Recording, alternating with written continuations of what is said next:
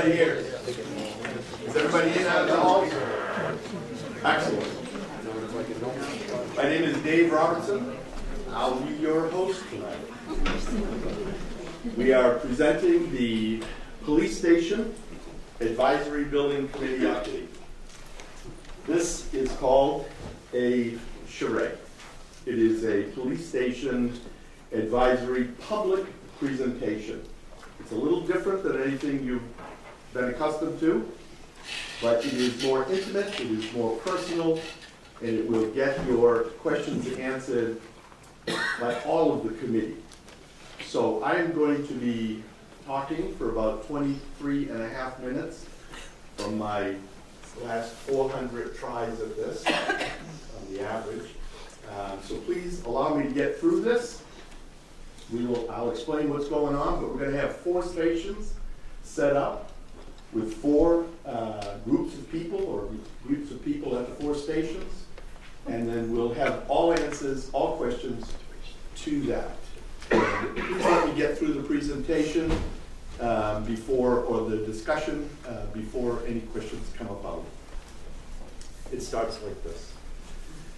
The Police Station Advisory Building Committee charrette, which we are in, on the proposed consensus plan for the future town of Carver Police Station. A general overview of the committee's progress to date since formed in March of 2018. An introduction of the 4 presentations, as I just explained, by the committees, and an opportunity to ask them questions on their recommendations. All questions will be taken at each of the 4 stations. Please hold your questions until then.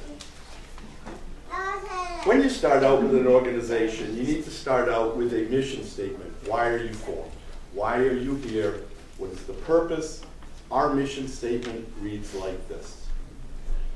With the architect and the OPM, create a development program from scratch based upon what the needs of the police department are now and into the future.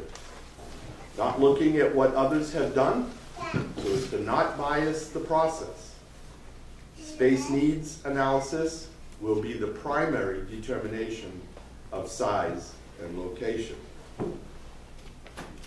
I'd like to introduce the building committee to you. Our Chief of Police, Mark DeFilly.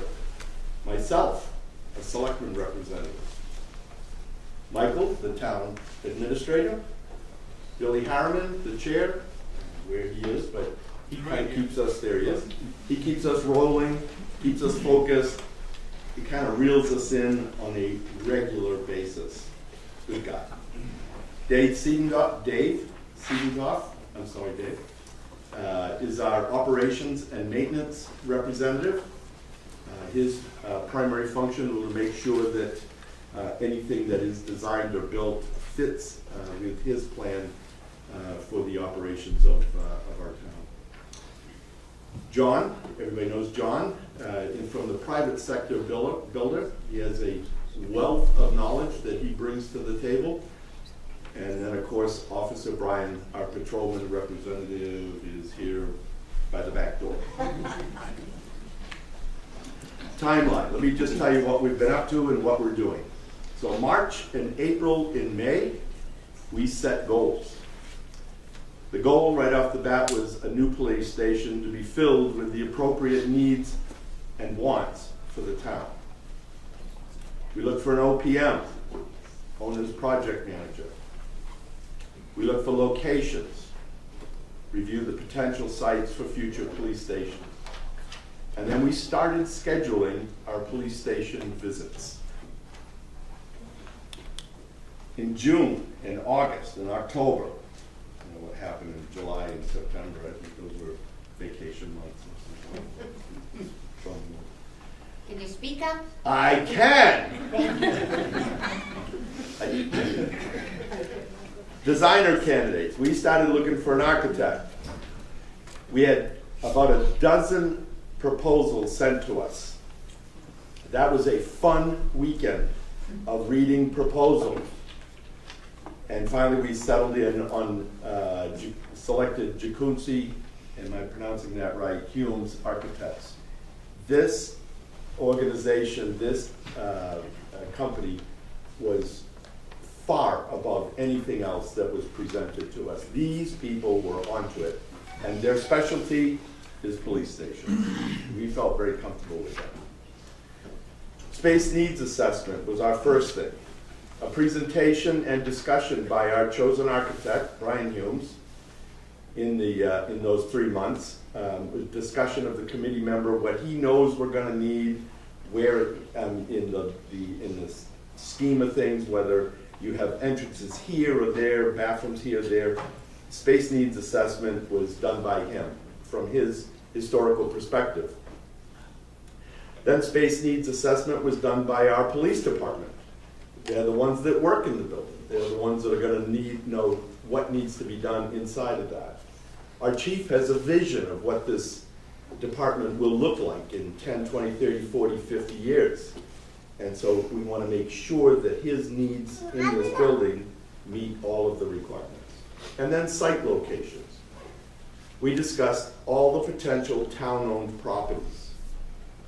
The reason we went with town-owned properties was because if we were to buy property, it added an expense that just, I think we had enough land.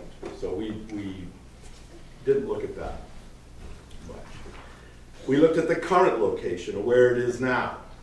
And believe it or not, Shirtliff Park was mentioned as town-owned property. That was quickly shot down with a lot of laughs.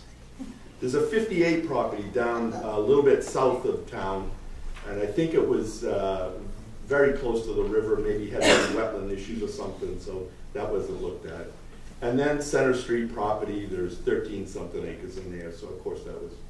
But the committee determined that of all the properties we have, Pond Street, Rochester Road, anything else wasn't going to work because it had to be in the center of town for response times to our high schools and to our current location. There's multitudes of reasons, but I would say that was the primary reason why we chose the center of town for a location. In November, we started discussing a study plan for a mini master plan, if you will, for a town hall complex and a recreation area in an effort to maximize usable space for present and future uses. The reason for that was we started looking at the impact to the town hall complex and the recreation area if the current building, police station, is torn down. What impact is that going to have on the rest of the town complex? So that's how that all got started, with the idea, if we tear this down, we're going to have to do this. If we tear that down, if we put this here, put that there. So that's kind of why that discussion was in there. And I left that in there because it was a huge discussion. So an overview of where we are. We selected our OPM. We selected our architect. We did police station visits, and those were most valuable to anybody looking at building a building. You should go look at other sites, other buildings. There were so many good points and so many bad points in each one of these police stations that we got a wealth of knowledge from that. Billy kept amazing documentation on that. If we liked something, we took a picture of it. We didn't like it, picture, and then we wrote why on it. And it was, I think we went to a half a dozen sites all over the surrounding area. Then we looked at space needs. Again, we completed the police department's space needs. We completed the architect's space needs. Then we moved on to single floor and dual floor evaluations. That was completed, and we decided that the single floor is the best way to go for cost and efficiency driven reasons.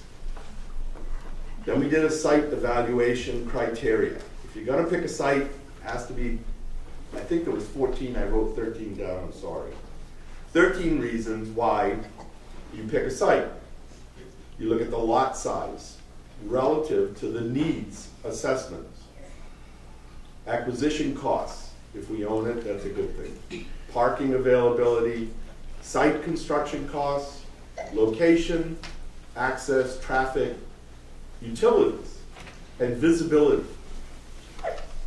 This is a big point in the discussion on that because this is going to be the only building in town for safety reasons that's going to be open 24 hours a day. Has to be visible. Neighborhood impact, we went to a police station that had a police station right in the middle of a home area, a residential area. I think it was a Cushman, correct me if I'm wrong, but it was very difficult to find, and Google Earth was sent us all over the place. And it was right next to somebody's house. It just didn't seem quite right. So that was a concern for us. Public transportation route, zoning restrictions, as I said, that wetland down on 58, that was a problem. Wetlands was the next one. Floodplain, and then convenience to get in and out of. If somebody needs to get there quickly, you need it easily accessible. So, currently, we are still discussing the study plan and looking at the study plan for the town hall complex. And again, we're doing that in an effort to maximize usable space for present and future uses. The preferred area is on the far side of the libraries. Given constraints of all the other locations, we are currently working through details and mitigate any impacts. Currently, we are working with the Recreation Committee and CPC for design and implement recreation areas as part of the mini master plan for the town hall complex. Our next steps, public charrette, public forum is planned for December. I sent this out earlier, but it's December 3rd right now. The presentation to the Board of Selectmen from the architect for final selection will happen on 11/4/2018, tomorrow. So what we've done is we are going to put 4 stations up. I see 2 of them up. I don't see the 2 over here up yet, but they're coming.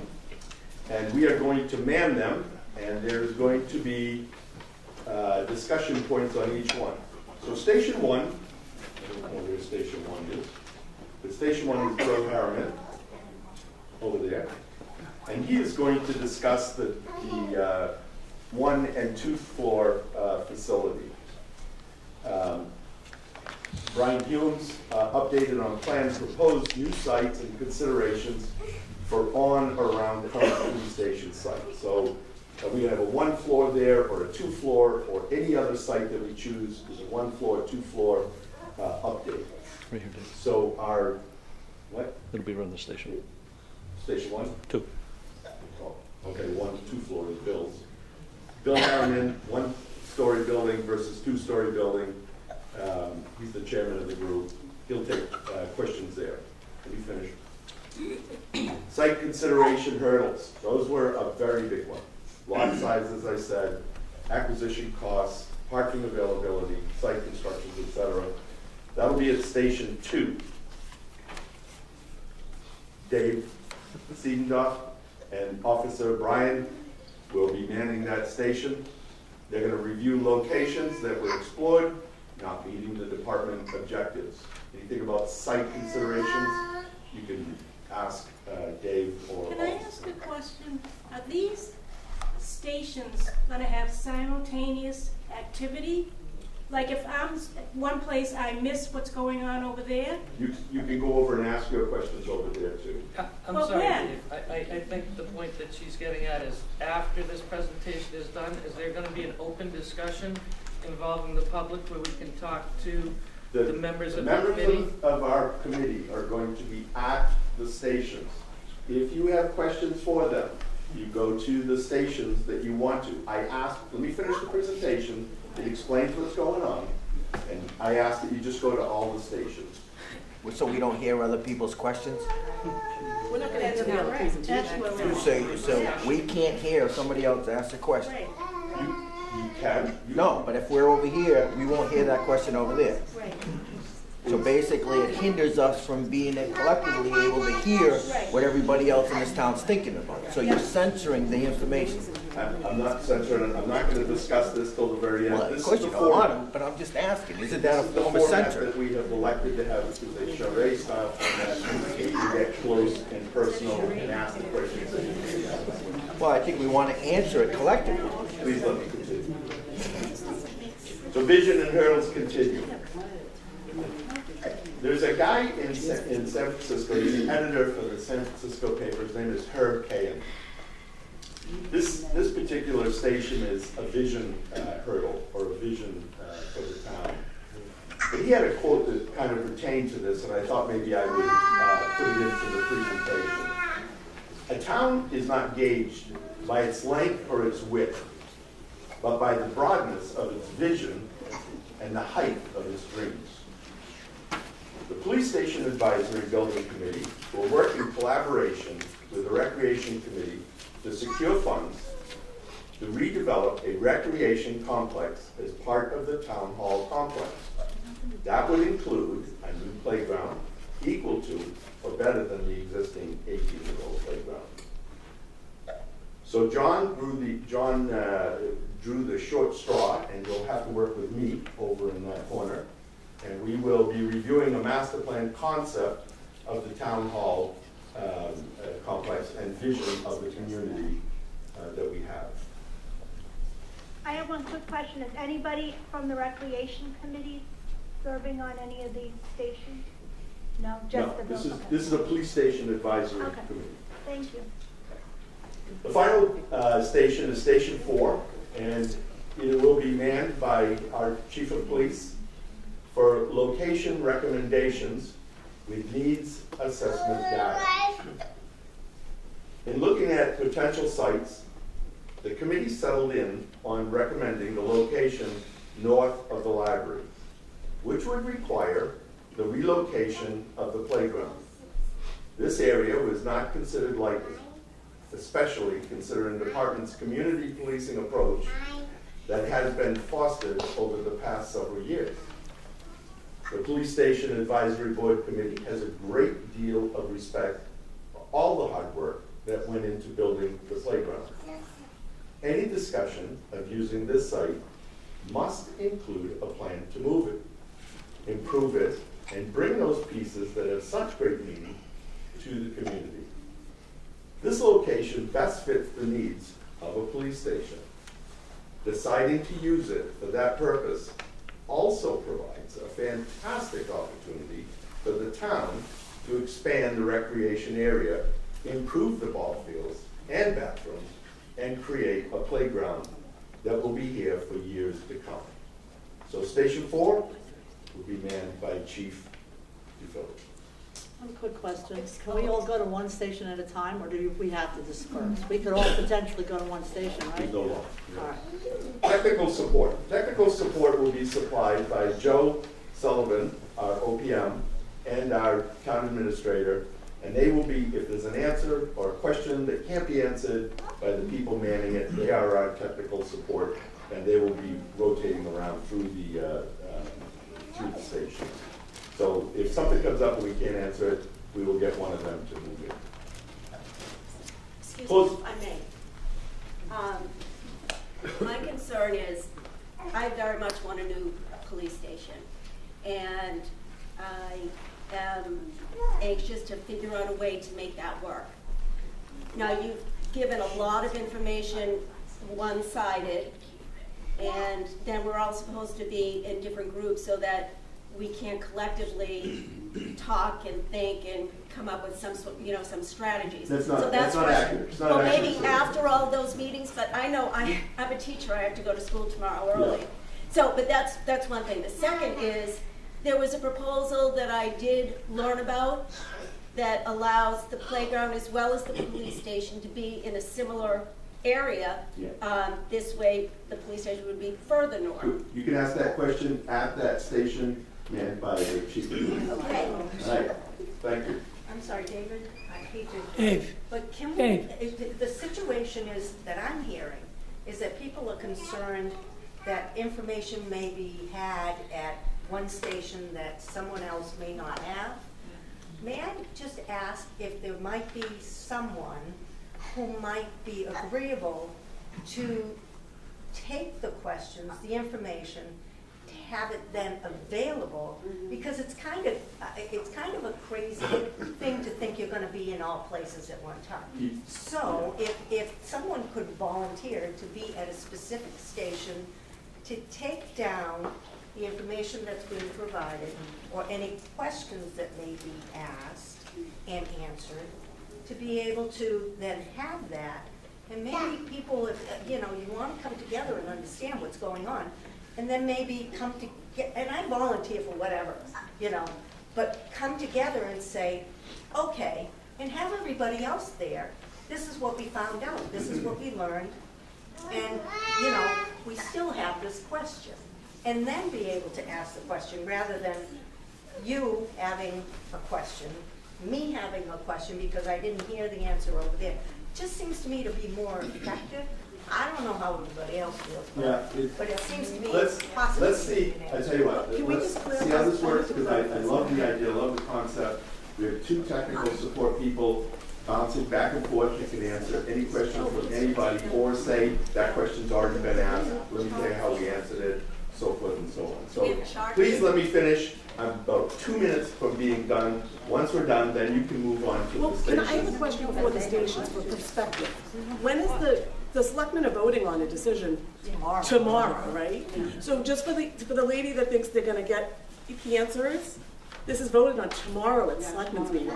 So it doesn't matter No one's what gonna we turn say, it around right? in Because you time. guys- Wait, there's, How are we gonna know what the outcome's gonna be if you're gonna vote on this tomorrow night? that's why we're having this, is so we can find out what the concerns are, so we can bring that to the select. But this is. So wouldn't you have a hearing and let us all come to the hearing to hear that?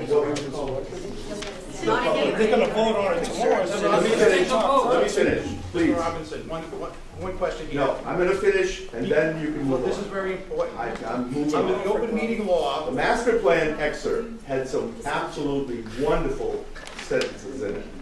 It's built in 1987. This is right out, and the reason I'm plagiarizing here is because the master plan was so well written. I wanted to just make it public to everybody again. Built in 1987, the police portion of the shared facility with the fire department, 13,300 square feet, condition fair. We had a study done that said it was fair, but they're absolutely right. Proposal plans, a new facility proposed for this site, the site that it's on. Preliminary cost is $7.5 million. Construction is likely to start in 2017 and 2018. Having all of the information now, we've determined that the current site doesn't work for the vision. There's another great line in the master plan.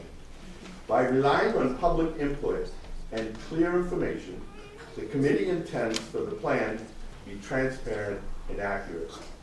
We ask that the citizens of Carver that use the playground for their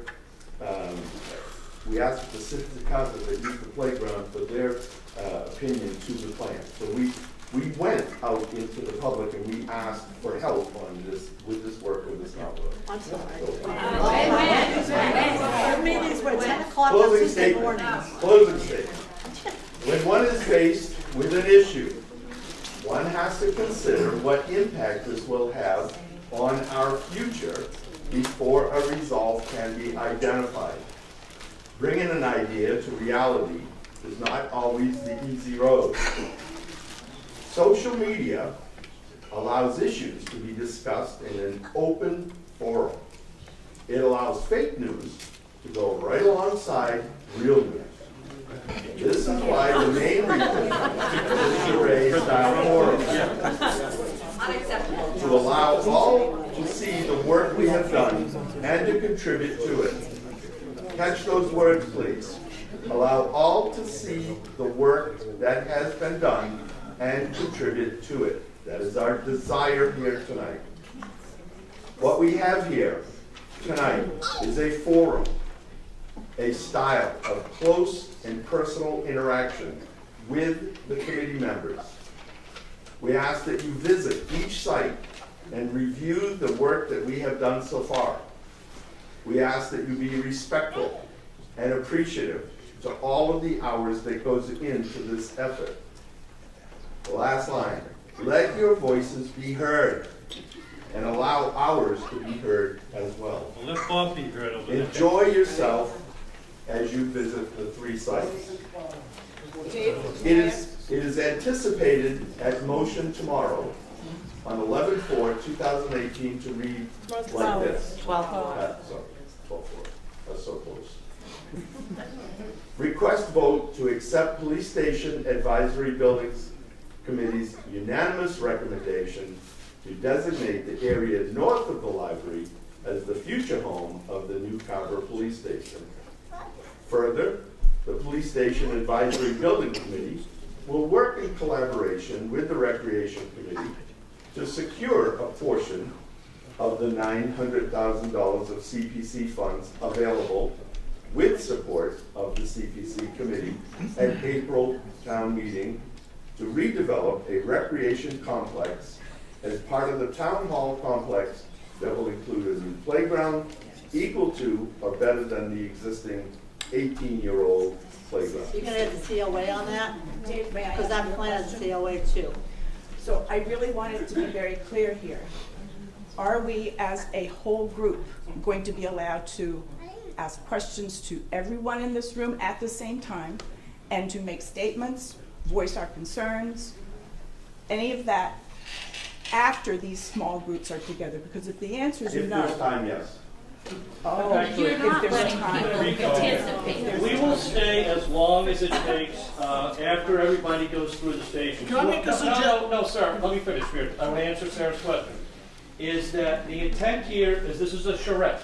Part of a charrette is an engineering design component where we have specialists in each one of the corners going to explain the facts that have been developed for each one of these plans. I believe a lot of people will find information that you didn't know before. After you have viewed all 4 stations, at the end of the night, we will stay here as long as it takes and answer questions for anybody at that time. But it's so important. That's not my question. That's not my It point. is so important that you go to each one of the stations and do that. Dave, that's not my point. We can ask questions galore, but if you guys don't get the public's opinion tonight, this is the loud last chance. And people need to be able to say what they want to say, what they plan to say, how they feel about it, and give facts, not fake news, facts. And So, we I'm want to have sorry, I'm We not all talking go to to you. Station 1 together. That's a good idea. I'd like to see the Station 1 presentation. Then we all go to station 2. Excuse me. We are trying to manage this so that everyone has a chance to ask questions before you go here. Many of the things that I think people need to be aware of, too, when you go to look at this, you'll understand why we looked at different options. No one wants to put a police station next to a playground when you have sexual predators that have to go in and out of the building to register.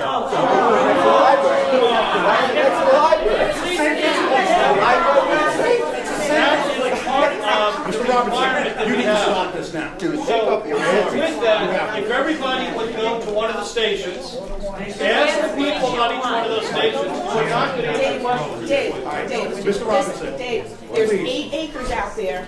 When you subtract the area of the playground now, which is 1/3 of an acre, you take away the 4.5 acres that's needed for wellhead protection, there's 8 acres. You could fit 2, excuse me, I'm not talking to you. There's 8 acres there. We have looked at that, we have the architect. I don't think you and have, David. That's not 8 engineering. acres. And look You at could this fit is 2 one, police but this stations. is why we have the station set up, so you can go over and look at that and ask that specific. I don't want to ask it about Mr. Robinson, under the open meeting law, this is a public meeting. I want this whole group to be able to ask that question and to hear the answer. At the same time.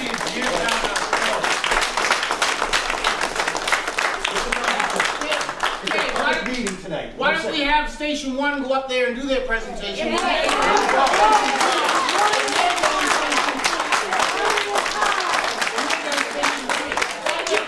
gets a chance to hear everything at the same time. Great compromise. I am going to make the notion to do that. Great.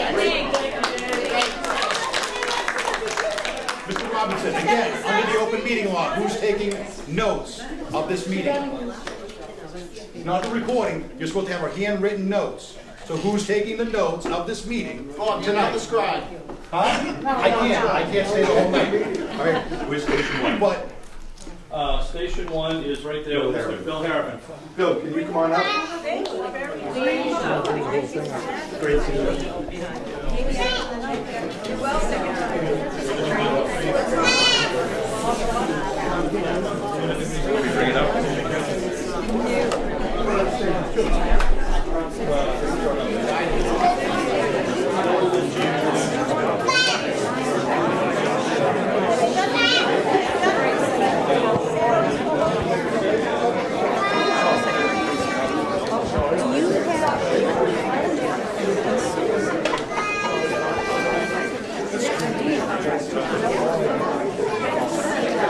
Guys, can you open the windows, please? Make the people more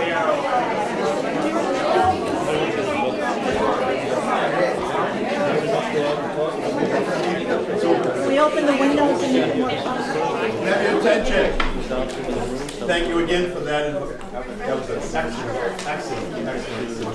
I think it's a good compromise and everything that was done. The reason for the charade was we thought it would have been better for a more personal discussion. But I see that this is a better one. You're absolutely right. So what we'll do is we'll have Bill talk a little bit about floor 1, floor 2, the design issues around that. If you have questions why 1 floor versus 2 floors were over, we'll do the very best we can to answer. Go easy on Bill, he's old. I have only got 50 copies of this, so you may have to share with your neighbors. I'm sorry. I'll make sure you get a copy of it.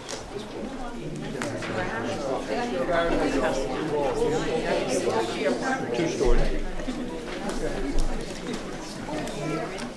All right, so the one story versus 2 story. We looked at both. We looked at both on different sites. But ultimately, as David said, we settled on a 1-story building. A lot of reasons for that. Number one, trying to save you money. That was a big deal. Trying to keep the building safe. So, but let me ask you one question before I even start, because I don't want to think I'm spinning my wheels up here for nothing. Do you think we need a police station? Yes. Is that unanimous? Yes. Thank you. We agree with you on that one. Not sure how much further we can go, but we agree with you. So this is one of the 2-story building we looked at, the floor plan we looked at initially. Okay? But again, that put administrative offices on the 2nd floor and some other things on the 2nd floor. Once we go to a 2nd floor, that brings into account an elevator, which is required, 2 stairwells. Also brings in an elevator machine room that takes up space. So by the calculations on the sheet you have, if everybody managed to get one, that's about 1,000 square feet of space that we feel would be unusable. We're paying for them at $500 a square foot or better, but we can't use them. Can't use that space. So to us, it was very critical just to stay on the 1 floor. The other thing is, and I've been in public safety a couple of years, I understand how things work. When you had your team together, there's camaraderie. When you put the chief and his assistant and maybe some other officers on the 2nd floor and some others on the 1st floor, you bring in an unwanted division, them versus us. The problem is, in the middle of the night, down in North Carver, when some guy's running around with a gun, these guys need to know their partners. Oh, that's the guy on the 1st floor. Oh, gee, see, I went to school with him. We need to work, they need to work together. So, putting everybody on the 1st floor, and as I say in the handout, when things happen, that proverbial call in the middle of the night that's really bad, these people that have talked to each other, Officer Peralta over here has been talking to other people, maybe the sergeants, maybe the detectives. They have a working knowledge. I know that detective, he's got my back to there, or he doesn't. Now, let's hope that's not the case. So you want these teams working together. Because you've got several teams. You've got administration, patrol, detective services, some special services like school resource officer. You've got all these people in the building. You want them as a team. That's what you want. The other thing on the one-story building, it's a lot safer for the people. Get a fire in the building, carbon monoxide event, something like that, it's easier to get out. So that, to us, was pretty important also. But again, the money was a driving factor. Expansion. We're trying to build this thing for the next 25 years. 25 to 50 years. But you can't predict that. We do the best we can. The architect does the best we can. We can't predict what's going to happen in 25 years. The single-story building that we're talking about gives us an opportunity to move that and add space at the end. Later on we need, okay? Trying to think ahead. You pay us, well, pay us, but you expect us to think. I'll get right back to you. I'm sorry to break in, Mr. Harriman. I just have a quick question. The police department is currently understaffed and underfunded. In front of the planning board are 3 projects alone that are gonna bring more than 100 more residences to this town. Have we worked into that? Are we looking to come back in 2-3 years? No. Because you're talking about. We're not looking to come back in 2 or 3 years. That, Bill, can I say numbers? yep, Mr. Shea, to your point, we did the MRI study in December, and we looked at that. We used a model from UMass Amherst, population expansion model, to show where we might be in 20, 30, 40 years. That's a big, giant crystal ball, it's a guess. But we did use those numbers to predict where we need to be for a police department over the next, all the way through the schedule. And we are going to present to you a building plan that will suffice for that for now. But if those numbers aren't right, we need to think about how would we expand that building if we put that in. Right. If instead of going up by 1,000, it goes up by 10,000, we need to plan that. So to answer your question, yes, we have thought about what does the police department look like today? What is it going to look like in 5 years, and 10 years, and 15 years? Go over those numbers to design the building and the space needs for that. Okay, Does excellent. that make sense? No, it does. Thank you for your answer. Oh, my question. I have a quick, Go ahead. all right, I have a quick question. I'm glad to see at one level, based on what happened at the Plymouth police station with the gas problem there. So have we already tested the ground here to make sure that what happens in Plymouth doesn't happen no, here? there's been no engineering studies at all at this point. That will come once the location is determined. Well, what happens if it doesn't pass? Then what do we Well, come back we and meet again? we either remediate it or we move on to another location. Okay, So we never, just a thought. Joe, would you explain how that can be remediated? It will be remediated I'm if Joe there's. Sullivan, the owner's project manager for the town. I've done a lot of police stations in a lot of different areas. I'm currently doing one in Bourne, and what you're relating to is the soil conditions. Basically, the granular content of the soil can vary, and what we'll end up doing is test pits and borings to determine what the bearing capacity of that building might be. To answer your question, what will you do if you need to do something different and the soils aren't adequate? You do either wider footings, spread footings, as they're called, to make it a little more bearable, or you remove the soils that are granular, and you add structural fill in that location, and then bring the building back up. I do like the one level, I just. It is the way to go. another question? Well, my question is, 20 years from now, police station needs to get bigger. You'd want to do an add-on on that. I know in the past with the town was, in the past to renovate an older building, to update it would cost more than what it would cost to build it. So my concern is if in 20 years you want to expand that, you got to renovate it.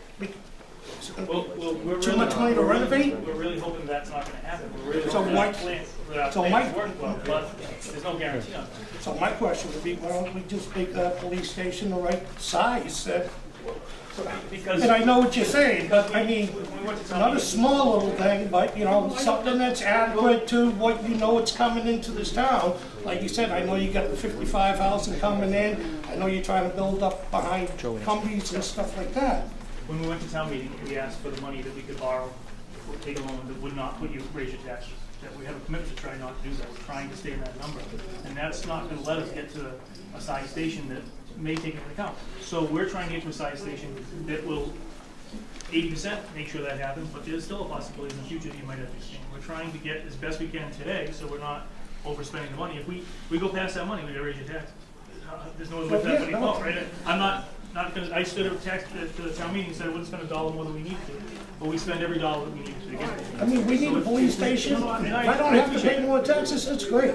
I appreciate But I'm that. here for the police We're station. trying, your building committee did work very hard to try to stay within those parameters and build a police station that will last through those years.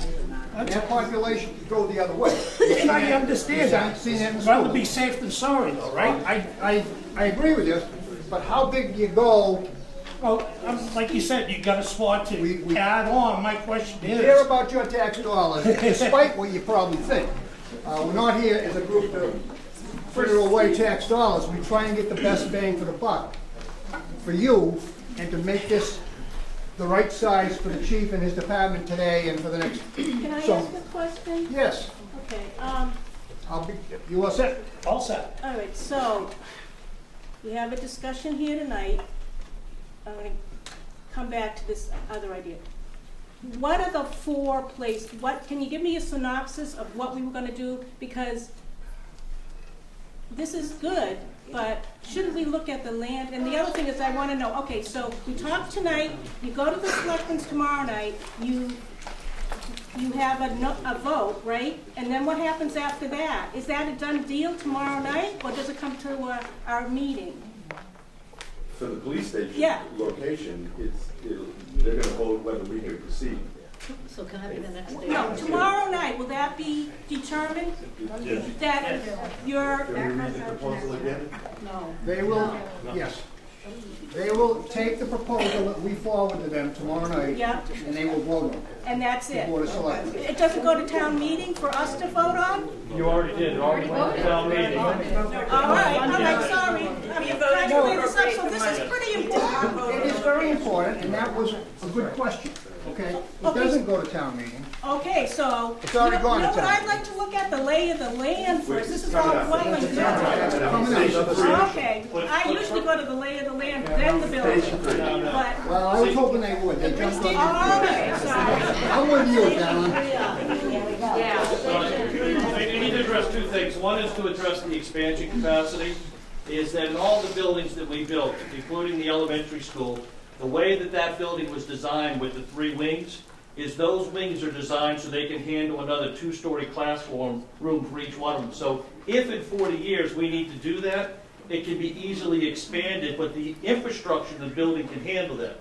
And I believe that's what Bill and Joe are going to talk about here, is when they talk about expanding off of this end, there's a reason why it would be expanded off of this end. If you want to talk about dispatch and everything. It just comes down to the method of construction. Right nowadays, the structural integrity of the building is much different than 40 years ago. This building will have the structural capacity to be able to add on to it without having a major renovation to it. So, where's the library in that drawing? We're going to show you. We'll get to that. No, I just want to know where. Well, I'll get you in a minute. So the library would be right over here. Right over here, I'm sorry. Thank you. You'll see that in a minute. And also, if I could address Gail's question I about get you, I promise. how we're starting in here versus the land, we need to know what it is we need. That's what I was And trying with to- that, that's why, as was mentioned in the presentation, the MRI presentation came back and there was a space need that is what the department will need over the next 20 to 50 years. Each one of those spaces has a square footage attached to it. That table, based upon input from the police officers, based upon our architect who's built 70-plus police stations, based upon our OPM who's built dozens as well, and the chief and the visits came back with this table. This table was then taken from here and turned into a scaled plan to identify what the size of the building is. Because we need to know what the size is before we can find the land to fit it in. And that's where we looked at having the size. Do we do a 2-story or a 1-story? And Bill, I interrupted you to finish the presentation. That's okay. Young lady had a question. Yes, if you could just clarify, it says our current police station design is 11,400 square feet.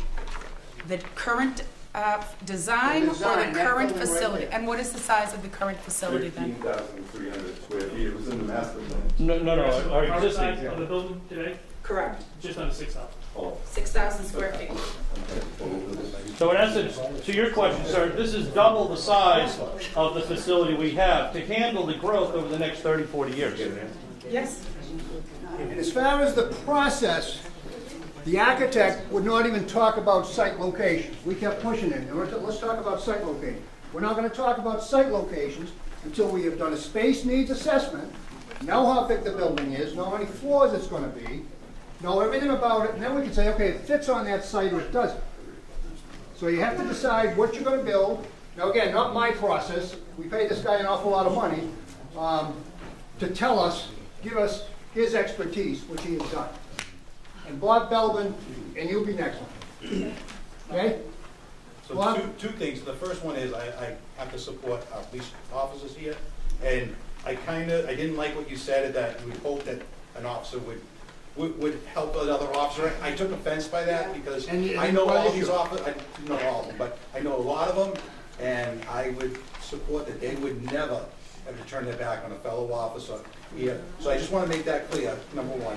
Number two here is that whether it's a 1-story or 2-story, all right, plan ahead for a 2nd story too on it to make it smaller. You only do what is in your means. If we only have $4.5 million or $5 million, then that's all you get now. If you need an expansion later on, that's fine. But what you have right now is all you have. All right? Because unfortunately, the initial ones were almost $7 million. Well, that's another $3 million that we don't have as taxpayers. Mr. Bellman, we did look at the difference between 1-story and 2-story, based on the fact of the elevator and stairwells and the space that we would lose to those spaces that doesn't do anything. We figured it would be more expensive to build a 2-story than a 1-story.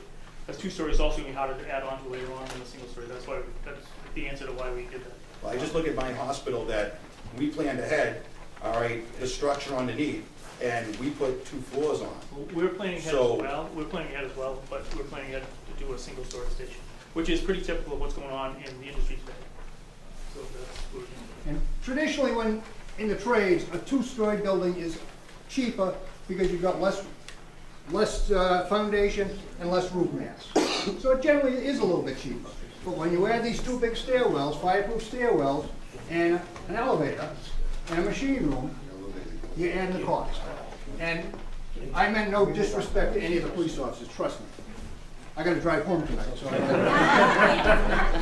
we have a great department, but the more you work together, I know. The better you work together, the more you succeed. This Yes. is just an easy question. Yes or no? Instead of feet, can you give me acreage? How much acreage are you looking at, and how much acreage would you be looking at if you had to bump it out because of expansion in the population? Well, again, we're hoping to adopt that as well, but the acreage right now is probably 2.5 to 3 acres. Okay, that's what I said, yes. 2.5 to 3, and that has the future in mind. So that's not so much property. No, We're getting that. Okay. Oh, I'm sorry. I'm looking at a cost of $500,000, you're saying, by putting a 2nd floor in and so forth. How much are you talking about if you move that playground over there versus leaving it here, if you go up rather than out? We'll get to that. Okay? Because I'd like to see if it's close in that, Okay. in that translation, and if it is.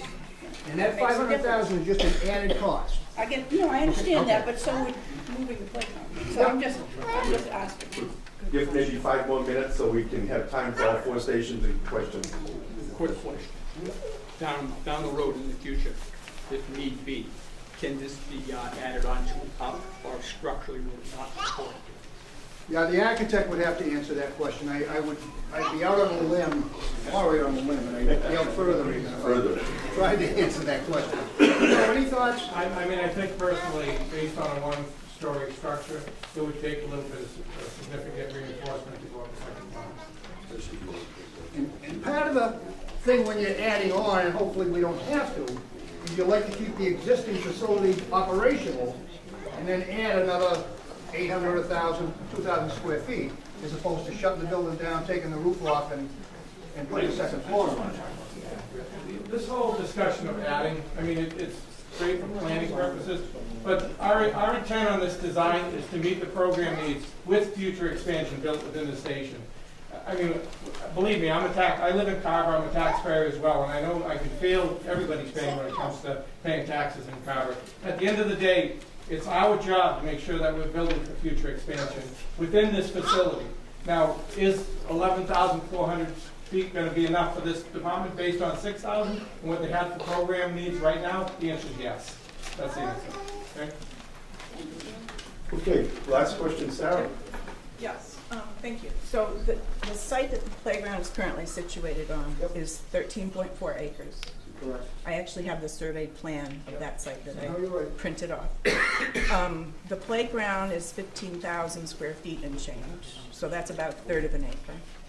The wellhead, the well protection radius, the public wellhead protection radius, in the 2013 police study, they specifically said that 4.5 of those acres had to be kept open space for recharge of the aquifer. So my question to you is, that leaves 8.73 acres. And that, my question is that not a big enough for a police station? And please don't talk about child molesters. Because when we designed the playground originally, the municipal playground committee, this topic was a very huge topic in town. And so we asked our engineer, and I have that engineered plan with me as well, to show us if a police station could fit on that same site. They showed it all squished up next to the playground in a little 60,000 square foot lot where the old Roby's Hardware was. But it doesn't show the whole rest of the available land. That's one of our presentations. So can you bring up talking let's first. yeah, let's go to that. I think this is a question that people really want an answer to. Because there's no, I heard no explanation. I propose that the group moves to that station next. Yeah. I said that anyone like to join me in that station. Bill, you want to complete the outbuilding? Explain why we're doing the outbuilding? The one thing we did add, because there's some things we couldn't put in the main building, because of cost, is we added an outbuilding in the back, in the rear of the police station. Okay? Cheaper to heat, cheaper to build, doesn't have to have all the finite things that the police station does, but they still need storage for vehicles that they impound. One of the things that's out there is a fitness room for the troops, so they can go into that outbuilding and do their physical fitness stuff, because we didn't have the room in the police station. So that's just an adjunct on the back. Again, a lot less expensive than the real building, but something we had to put in. So, any questions on that? The fire station has a fitness room there. Why can't the police officers use that? That cuts out a little spot there. You don't need. Well, They deserve their own space. that's another discussion. I'm not sure that's, you want to work in where you work. You want to get off duty. At the end of the day, you want to lift weights, do fitness. You don't want to go across the street and come back to the police station, take a shower, get your... They have all that at the fire station. No, you're right. Okay. Let's move on to... one more question. One more? I'm sorry. I just want to know why that small building can't be integrated into the bigger building in some way, shape, or form. Bill, would you answer that? Sure. So there's a number of provisions under the code that building, if it was attached to the building, would need fire suppression. It would need a bunch of other entities adding it to the square footage. Having a building off of that building, it changes the code requirements, and it Actually, lessens the construction of that. So you're saying that the building as shown right there, the large one, is small enough where it does not need a fire suppression system? Correct. Adding that will need a fire. If you added it to the existing building. So, that being said, if they ever do an expansion 20 years from now, they're gonna have to add a fire suppression So system. that's It's gonna right, cost a correct. lot of money. Yeah, well, if the expansion is necessary. Okay. There's already fire suppression in the big building. I'm just saying, if you added that square footage to the existing building, whatever fire suppression is in that existing building would have to be added to that cost per square foot. This side is a little. Yeah, I mean, that old building, if you can picture it, it's like a, I'm gonna use it as an example, a modern building, or you ever see the, a lot of the bonds have buildings that have out space, that's the type of construction that they're looking to do there. What size is that building? 2,400 square feet. And this is typical with other police stations that have been built, and it came from the architect recommending this for some of the spaces that were in here, including found property, bulk evidence, department storage bays, road supply storage, signs, and stuff that would be stored in this building separately. Can we move on to? By building that building on the site, will that put us into a position where we will have to move the playground and there won't be enough space for the police station? That's not gonna put us over our requirement for acreage? Can we move on? We're gonna move on. I just have one question. Just real quick. Okay. The land appropriated for this building, you say for expansion. Now, is there certain boundaries that have been given to the police department of that total 8 acres that's left out there? Or does the police department have this, and then 3 years from now, we need a place for the ambulance, and they decide to come over here because it's all public safety, and now we have the ambulance over there? Or is that land gonna be put away specifically for the further of the police department, the expansion of the police department? Further the police department, correct. So there'll be a boundary set. It's built into the design that you'll see in the later Okay, that's plans. all. I Yep. might So be that way. there's land available to bump that out in the future, if there is a need for it. No, I understand that, but Yeah. the police department has first dibs on that. It can't be That is correct. transitioned to something else. That is correct. When we had our engineered site plans done before we built the playground, we asked them to, I think I said this earlier, we asked them to show us if a police station could fit on there. They drew a 12,000 square foot police station. Again, it was all within that little inset Roby property. And there's all this 8 acres around there. And you're proposing a roughly 12,000 square foot police station. Why does it have to go on top of the playground? Move it over. Yeah. So, can I ask you asked that question and you brought it up twice, and I just want to make sure I'm clear with it. When your engineer had designed that specific footprint, and I've already seen it, so you don't have to show it. We haven't. No, it's okay, I just want to answer the question. My gut feeling is based on that square footage, that's not one story. They stacked that, and I'm just using that. There's and 8 acres, Joe. No, I'm just saying, on that specific. I'm not trying to argue with you, I'm really trying to get some facts out here. This could be 24,000 square feet, that doesn't even I'm not take up 8 disagreeing with acres. you. All I'm trying to say is that when engineers, and that's a stamped engineer drawing, when you ask the question to show a proximity of where a station could fit, my gut feeling is they built that square to fit 2 stories. That's all I'm saying. No, this square is the old Roby property. This is the old Roby property. No, I'm saying the square There's within the playground. 13.4 acres up No, here. I'm not, I understand that, but I'm saying the 60,000 square feet. It doesn't say it's 2-story, but the point nevertheless is, there's room enough up there I don't disagree with you. for that. All I'm saying is that Gentlemen, what station addresses the playground space? Which Let's look station? at that one, Joey. Because What do you mean, when what we're station? talking Which about this, station? how we What go. station? I'm thinking police station, because we had many designs of those stations. Yeah. Let's try and answer that. Which station? We want that one. I think the chief. Number was trying to 2. answer Number my 2, question. and we're gonna, I think the chief was trying chief to answer my question. So as we move forward with this, we're going to talk about why Brian, Dave? we decided that we should put it there. And when the people, I look around this room, I see a lot of people in this room that I know. I've talked to for the last 5 years, working on the trust we have with this community, working on the youth of this community. So I want you to know before we can get into this discussion, that this decision to bring this forth is what we think is the best idea, which is an idea. These are recommendations. This is not happening or not happening. This is up to your board of selectmen. Well, that's up to your board of selectmen, right? But we're trying to bring that forward. Postpone the vote. I don't get to do that. I'm explaining to you You what would I have to have. make, there's one choice, yes or no, right? Can I just finish what I said, if you don't mind? Just asking to so it took a lot for us to decide that we need to think about moving the playground.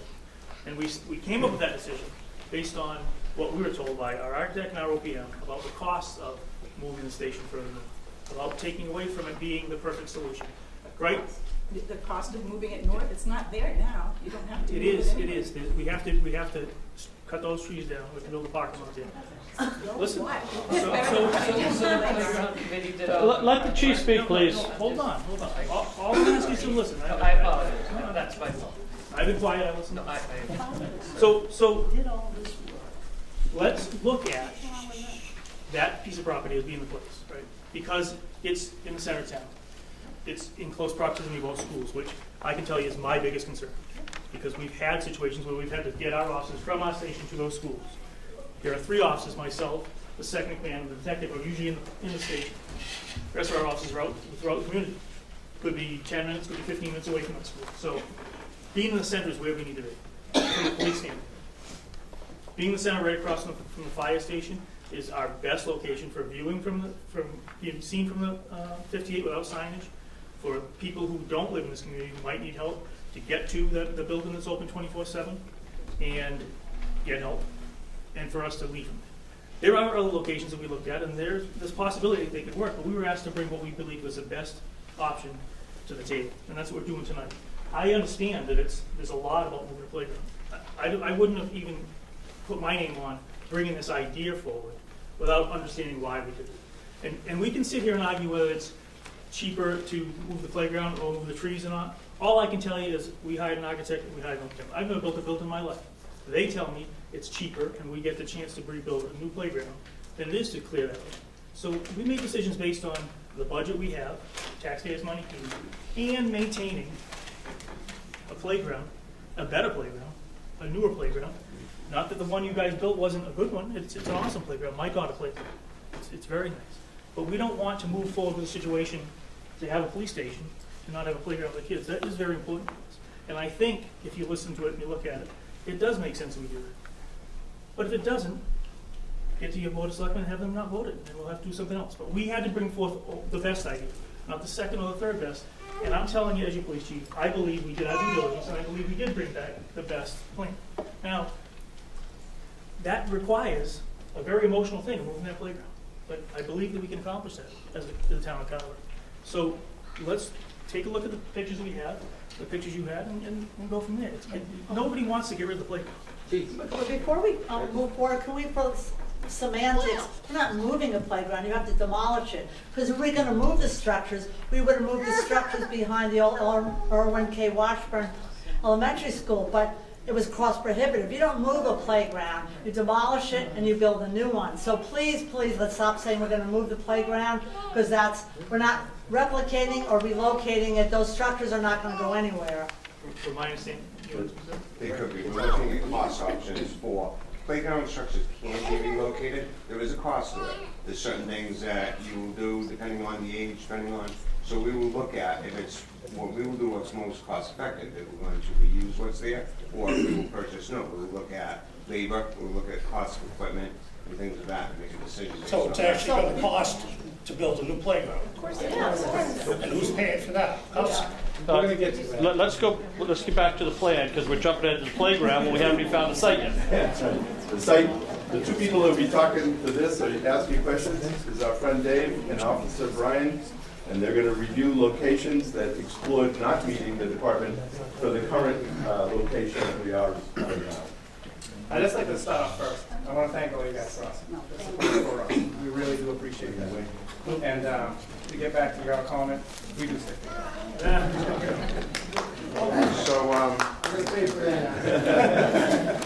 So one of out of all the options we looked at, one of them was building a new station behind where, adjacent to, basically parallel where the existing station is now.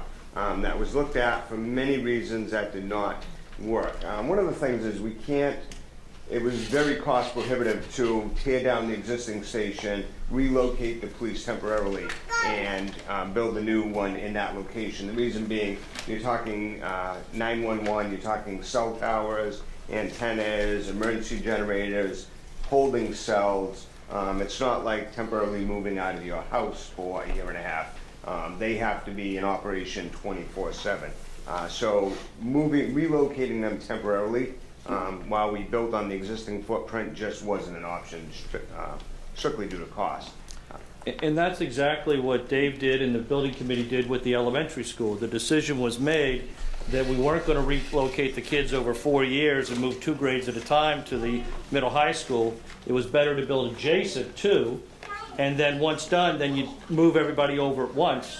But trying to set up temporary services for 12 to 18 months ends up being $1 million that's just wasted. And that was something the committee just didn't feel we could waste $1 million. So that rebuilding on the same site, you know, tearing down, was taken off the table very quickly.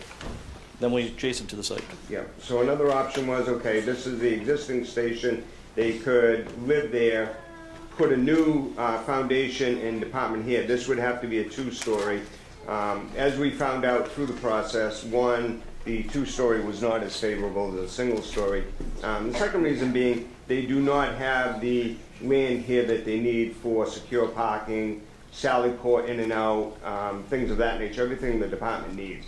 They need a yard, basically, they need personal vehicle parking, they need impound parking, they need secure space, things they have gotten by with, but they don't have now. And if we're going to build a new station, we certainly want to give them everything they need as a department to function properly, which they do not have now.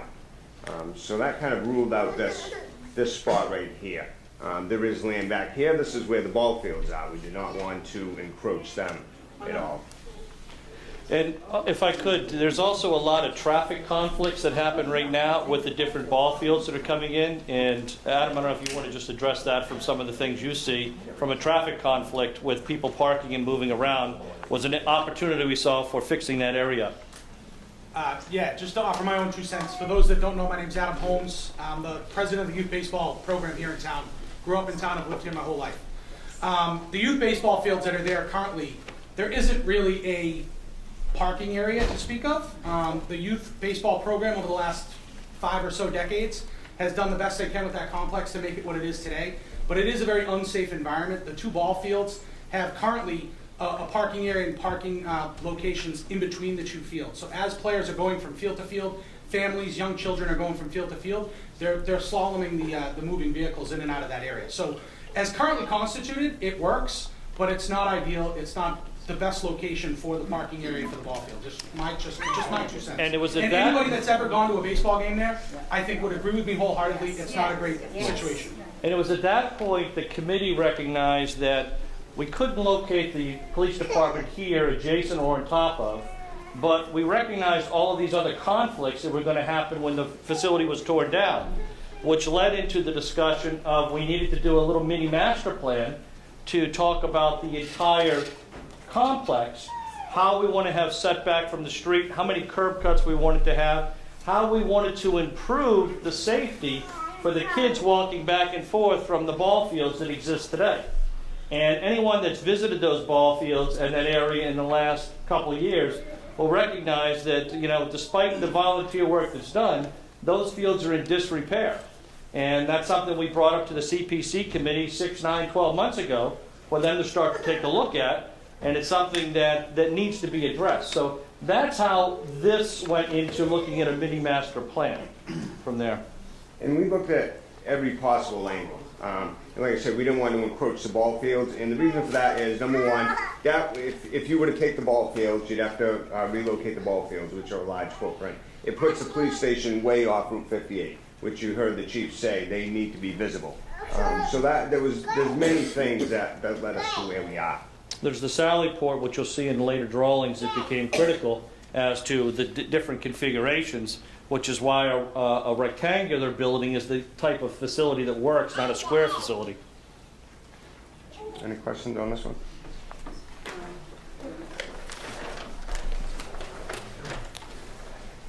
So this was, so another option we looked at was this one here. This is the existing library, existing playground, police station over here. This limits us for a few reasons. It puts us more off of Route 58, not as visible,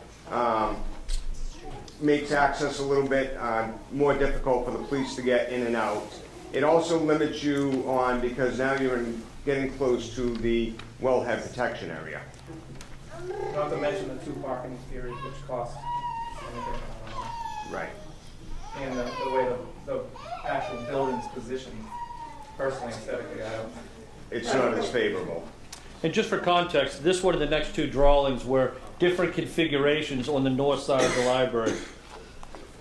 But they're just drawings.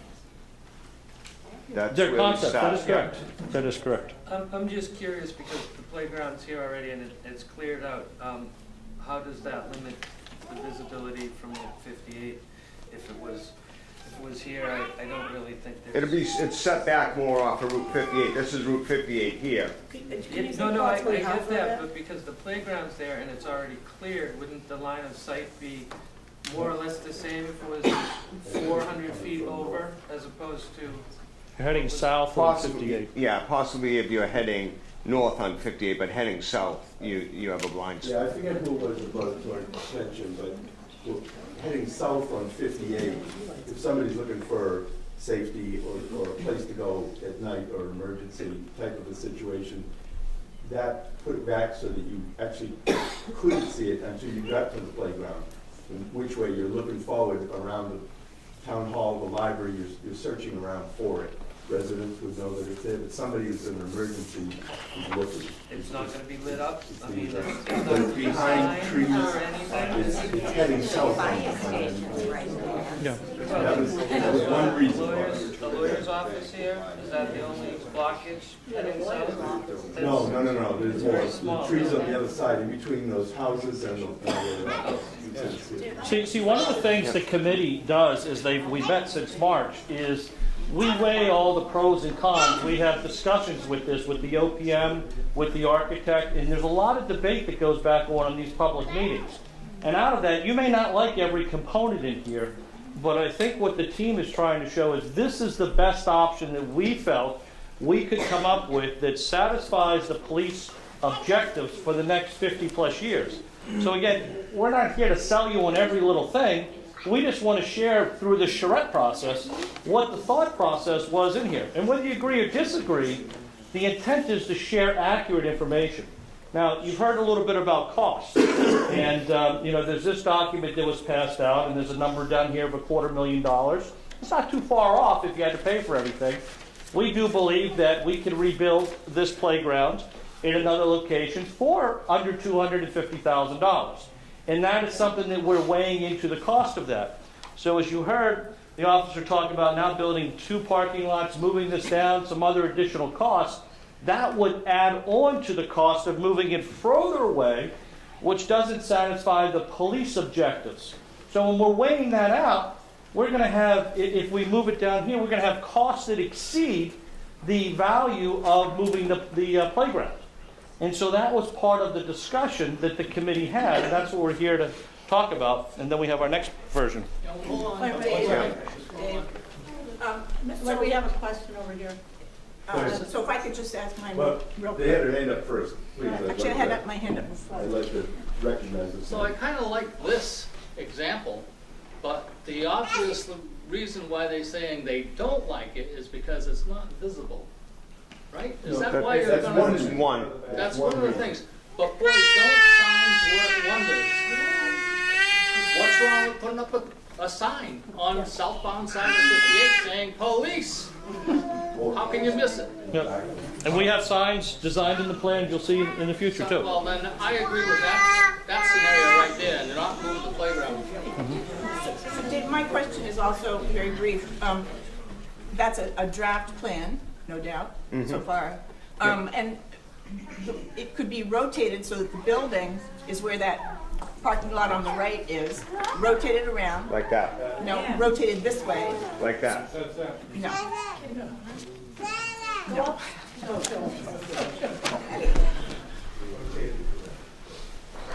So this is the police station. There's office area here. And all the parking could go up here. That's my question, and the building here.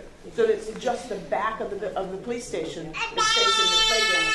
And you've got probably spaces for 80 parking spaces there. So one of the concerns that we have, and I have as being a parent, I'm not so sure I want my kid playing next to a police station.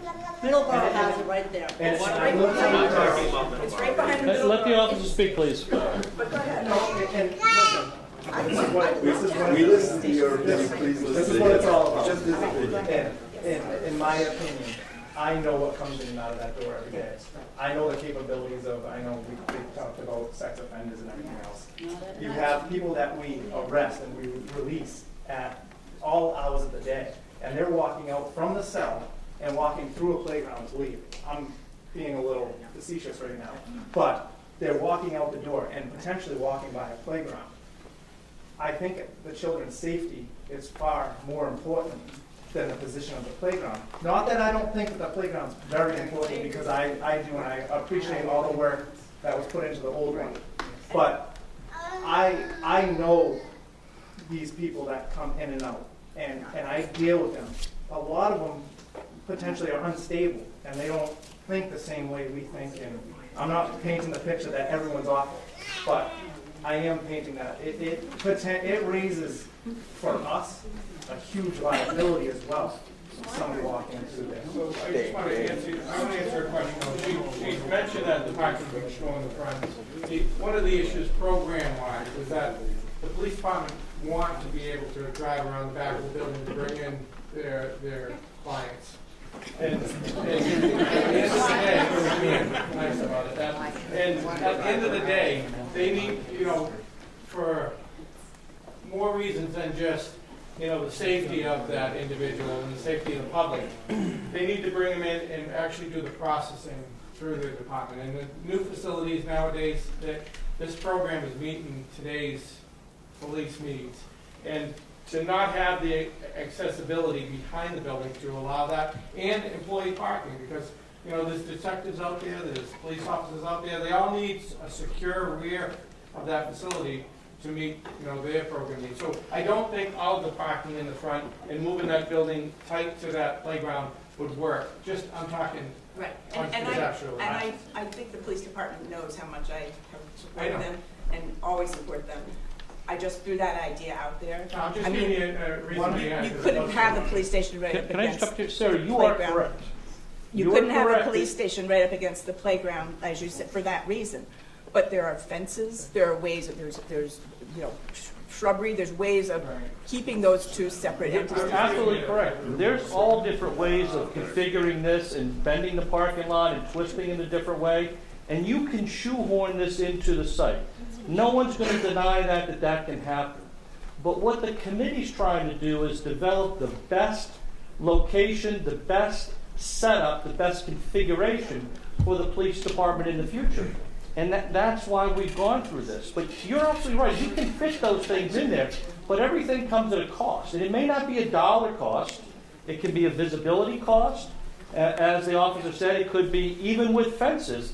Do you really want to have those customers walking by the playground for that? And if you can avoid that and produce something that's better in the long run, that's what the committee's trying to accomplish. I don't mean to interrupt. This guy's had his hand up since Tuesday. I just want to say one thing. We keep going back to the cost of moving the playground, but we're ignoring the fact that the virtue of having a playground next to a library is to get kids to go to the library. Has that been factored in? Yes. We'll get to that in future plans, yes. Making that point. Yes. That's important. That was an important discussion with the committee. Based on what that officer just said, first I want to say I'm pro-police. My sister was a New York State trooper, and my brother-in-law just retired 44 years, Suffolk County, Long Island Police Department. So I'm very pro-police. What I do want to say is though, the vendors can go by the library though? I mean, that argument bothers me a little bit, that's all. There's a decent buffer zone between, if you have a playground back to back. I'll give you a good example. I'm a drug guy by nature. What the drug He doesn't use it. I use the drugs. What the drug dealers do in my experience is they case a police station because they want to see what kind of cars we're driving undercover. And they'll park right in those parking lots to see the cruisers coming in and out, meaning the unmarked, the undercover cars. So they'd be parking in the library, chasing you out then, right? There's a possibility, yes. Yes, but it's not parking in front of. You talk about pedophile this is a better place for a pedophile to attack somebody because you're undercover than you are in the open. I'm not clear on Pedophile. He's gonna wanna come inside the building where he can't be seen to do something, correct? Than he is gonna be standing outside? Oh, I don't know. Happens some other time, but I mean, it's, you know, we can go around it. Well, you're saying, you know, pedophile is at the park here. It's only what, 200 feet away? I'm not so sure I'm saying that pedophile. It wasn't you. It wasn't you. Frank, I'm just checking. We keep talking about moving and we're gonna do this playground and move the playground because it's the best situation for you, which it might be, or whatever. But we keep talking about, we could have the money, or we could change that playground, or we could do this, or we could move those ball fields, but nothing's concrete. We don't know what's gonna get voted if they're gonna say we can move that playground. I mean, we're taking a vote on a police station tomorrow with kinda an empty promise that we're gonna move the playground, because we don't have any money. I mean, what's the timeline in respect to the playground getting ripped down to something that would be replaced? Because that's the important thing. I mean, if there realistically is a playground that's gonna replicate that one, and these people know that that's gonna be replicated, I think it would heighten. Could not agree with you more, and that's what Mr. Robinson brought up at the selectmen's meeting 2 weeks ago when we broached the subject. And it's something that's clear with the committee. It's also what's on the agenda tomorrow night for the Board of Selectmen. So the proposed motion that was read, and again, the committee can vote on changing that tomorrow based upon input tonight, but it has two parts.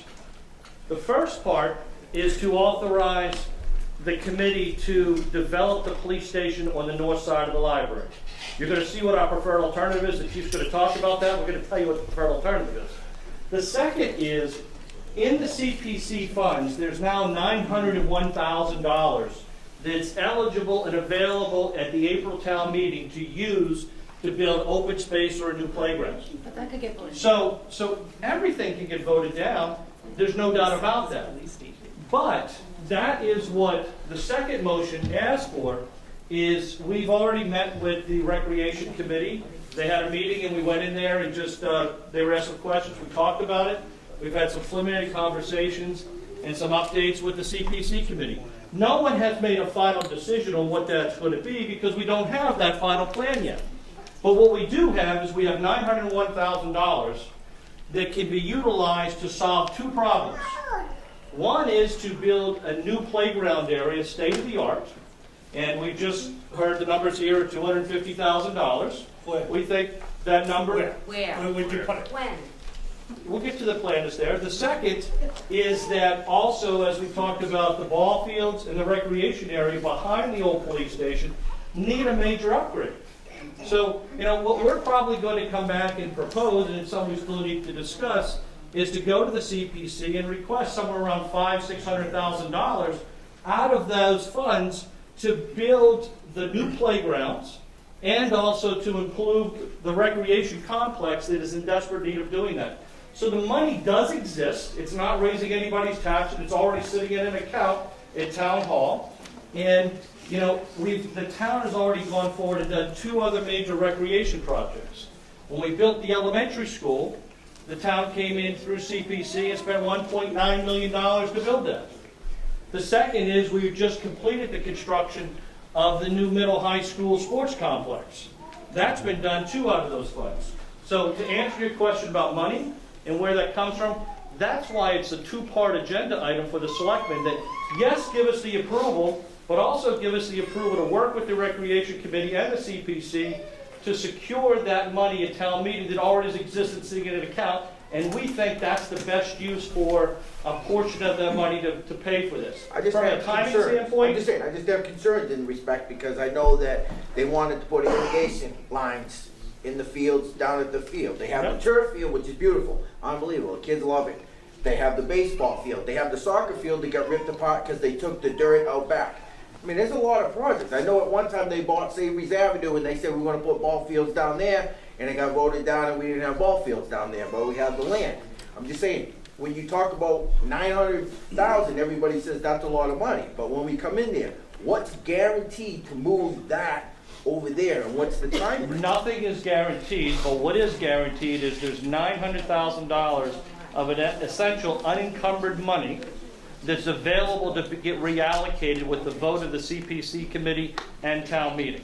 That money that exists there.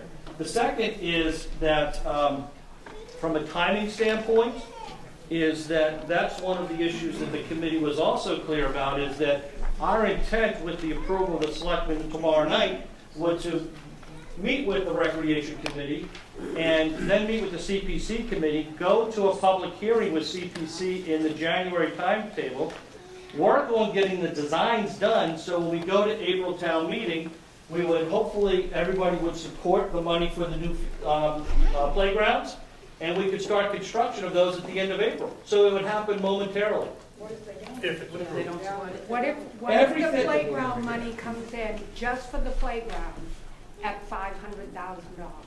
It won't, because the no, and here's how we know that, because we just built 3 playgrounds over the elementary school. Members of this committee just did that. Dave has been on the phone talking to the designers that built the playground. We're comfortable with the $250,000 number I don't know how to you can build replicate the the existing reserve. playground in 2001 for $115,000 and think you're going to build it again in 2018 for $200,000. Yes, we do, in Fran. Now, Mike? have we delivered on everything that we've done from the standpoint of the cost comparison? The CPC has given $5.6 million Yep, in the past 10 years for recreation. absolutely. Lot of- Thank you for that as well. Yeah, it's been great for the community, because without the CPC, a lot of these things would not have existed. The playground we're talking about, the new elementary school where all the kids are playing, the other facilities. I just don't think you're going to get that playground redone for Well, $200,000. that's our job to prove that to you, but that's about the number we're looking at for replicating that playground at another location, based upon what the experts are saying is that we've been receiving from Have we playground done a builders. study? Excuse me? Have we done a study? We have an estimate from them as to what it would cost. Where would it go? go? So, from the same designer that built this one. Do we have it to show? Oh, well, we don't have a plan yet, because that comes next.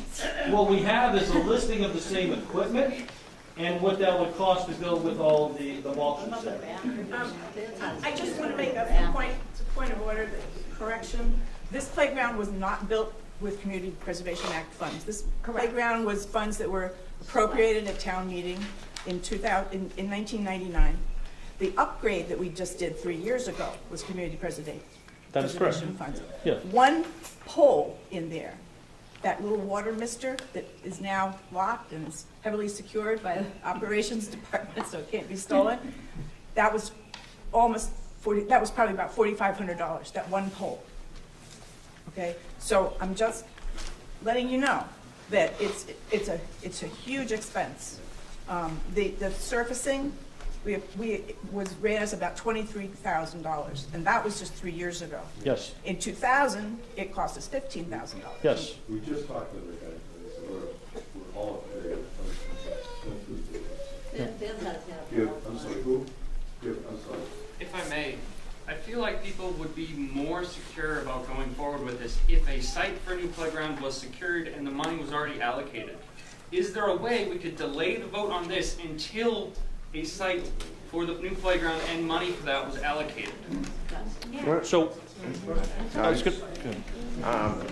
We prefer not to, costs on everything just continually escalate.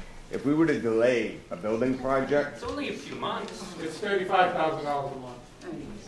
That's the escalation That's of the escalation. construction right now. And, you know, again, we're going to show you where those other sites are going to be for potential playgrounds. So you'll have the sites that we're recommending. The design is the next step, but we don't want to waste spending design money if the selectmen don't approve the project. Because again, you're dealing with the $35,000 escalation on a monthly basis. Couple of questions here. I have a question. Obviously, this must have been the most emotional part of your project, was to try to. Count on that. And I'm really, you've taken a lot of time to decide, and I can tell by everybody's voice how difficult it's been. I can understand that. Can you just tell everybody, like, when and how long you expect before the playground will be back up and running again? I mean, that would probably make everybody a lot happier. So I just want to talk about schedule part of it. So to answer his question and yours at the same time, we need to move forward with this design, just to get it to the point where we have construction documents to be able to bid it. And I'm going to be, our firm and the architect's firm do a collaboration. We do independent estimates, come up with a cost based on design as we move forward from conceptual design all the way to construction documents. That process has to move forward in conjunction with getting costs associated with being able to move the playground. And you know, and it's true, Sarah was correct, some of those items are expensive to move, it may be cost prohibitive to move them, but there are items in there that I've seen that I think can be moved and relocated. But that being said, once the overall conceptual design is done by whatever group that is planning on hiring, and then you can solicit potential bids on it, playgrounds can typically move pretty quickly. And those are probably we just did one in New Bedford. We took an old elementary school, we put a brand new playground in, it was 3 months. Except there's no guarantee though, right? The only guarantee is approving the money. That's the only thing that we need to get. Yeah, we can guarantee the money exists. We can guarantee the money exists. We can show you the preferred location. Voted, no playground, right? That is correct. If this passion exists with the town for a playground, as a resident in Carver, I would be ashamed if the town didn't approve a new playground. Oh, I would too, but at the same time, we already have a playground, so why bother with it? Well, I think that's what the committee's trying to explain, why this site is the preferred for the police station for the long-term future. I understand that, but what I'm saying is you got a playground that exists right there that everybody uses on a daily basis, and you're just asking us to give that up to put a playground where you can't guarantee anything. Correct. And it's hidden from the street. Are we gonna have to deal with the same issue with the placement of the playground that unfortunately? Can we show you where some of the ideas for the playgrounds are? But you're gonna have, Mr. still not giving us a guarantee. You know, What you're asking for is to tear up the playground with no guarantee or another one. because that's part of the master plan. A little order here, Paul, please. All right, I want to know, why did you just give the selectmen one option and not 2 or 3 different options to say, these are 3 different options that we have available. You only put forth one. All right, I understand it's your preferred one, but you know what? If that's all they can go on, those selectmen, if this is the only plan that we're putting forth, and you're gonna have to vote yes or no for it, okay, then there's a problem there, because there's no say on the public now, because you already got the money, and then you got the elected officials that are standing up there, they vote for it, you got a bunch of people that are really angry that you're gonna take away this, and we may not have another playground coming forward. Now, the CPA money, the $900,000. One second, please. One question No, at a time. please, give me a chance to speak. You speak so much already, all right? The playground that we have now, it's next to a library, a great library. It provides bathrooms, cool air, warm, heat in different areas, okay? Paul, I need to interrupt you. You are a little out of order here. We'd like to just finish this presentation. Let me finish this. The placement of this. We're talking about the placement of the police station. This particular station is talking about what didn't work and why it didn't work. And so the library discussion can come when Well, there's going to be more to that anyways, but we'll show the you. location. I want to know why numerous positions didn't get put in place so the selection have options. Our job is to bring what we believe as a committee as to be the top, best proposal. Bob, this is the same process than we did with the fire station, than we also did with the elementary school. If you remember the elementary school, we had multiple different options. We looked at the middle high school. We looked at tearing down the elementary school. We looked at both sides of the elementary school. The committee was charged with finding the best solution. It's no different with the police station. The committee was charged with finding the best solution. Same thing with the fire station. Fire station spun around 360 by the time we started looking at it, because it was a different plan that was done. We found the best solution. That's what town meeting and the selectmen do, is they charge committees that are diverse, that have proven themselves with 4 successful construction projects in the town, to come back with the final preferred solution. And it's up to the selectmen to make the decision whether or not they want to allow it there or not allow it there. That's what the committee's been working on since March. So, to continue on what I was trying to say, you brought up issues of the fire station, okay? And the police station, it's going to be visible to Route 58 and whatnot. The fire station's visible. They have phone there. It's not open 24 hours a day. They have a communication center, a huge communication center there, in there. It's not open at night. I understand that, but why can't you put the police communication center, have that all together in one location? All right, that cuts down a little bit of space. This is the best plan that we have discussed. Chief, do you want to answer that? So I understand what you're saying, and it sounds like it makes a lot of sense. It does, except for the fact that we have people coming to our station on a regular basis, fleeing from domestic abuse or other such things that need protection, not from a fire station or a dispatch, but from a police officer. But the dispatch center alone, That's the only place man. I need that man in the police station. We cannot. Nobody does not support a dark police station. It's a huge mistake. I've been in New Bedford. They closed 2 end stations. They put buttons you can press for help. The public does not want it. If you need help in that instance, you're not on fire. You're in a domestic violence situation, or somebody's chasing you, somebody needs help. You want to come to a police station. We've got to. I'm sorry. I don't want to. I respect a lot of what you say, but I just disagree on that point. We need to keep that police station manned 24/7. That's the one that has to be. We can't afford to man both. We have to man the police station. That's what it's just has to be. And that's from you to the police chief. Sorry, I don't want to disagree with you, but that's my No, you won't know. We got Dave, there's one more slide to go, and then we'll move on to the next. So this was the other option. Same thing, it was on the other side of the existing playground. The building was spun. As Brian alluded to, it's due to cost. This did not work. Same thing, basically the same reasons. It's spun 90 degrees. Visibility, cost drove us to our preferred choice. Is there any cost analysis that you can share with the group about why it's preferred not to do that?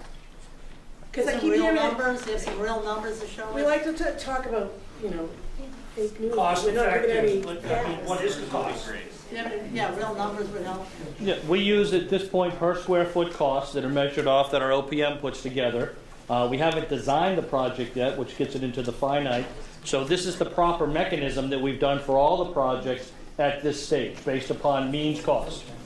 So that doesn't answer my question though, and so maybe you need to dumb it down for me. You're saying that this is the preferred method because of the cost, and it's cheaper to move the playground. That insinuates that you guys have looked at numbers and it's gonna cost this amount to move the playground, this amount to clear the trees and put up a sign, but you guys won't share that half of the data. Great question, really.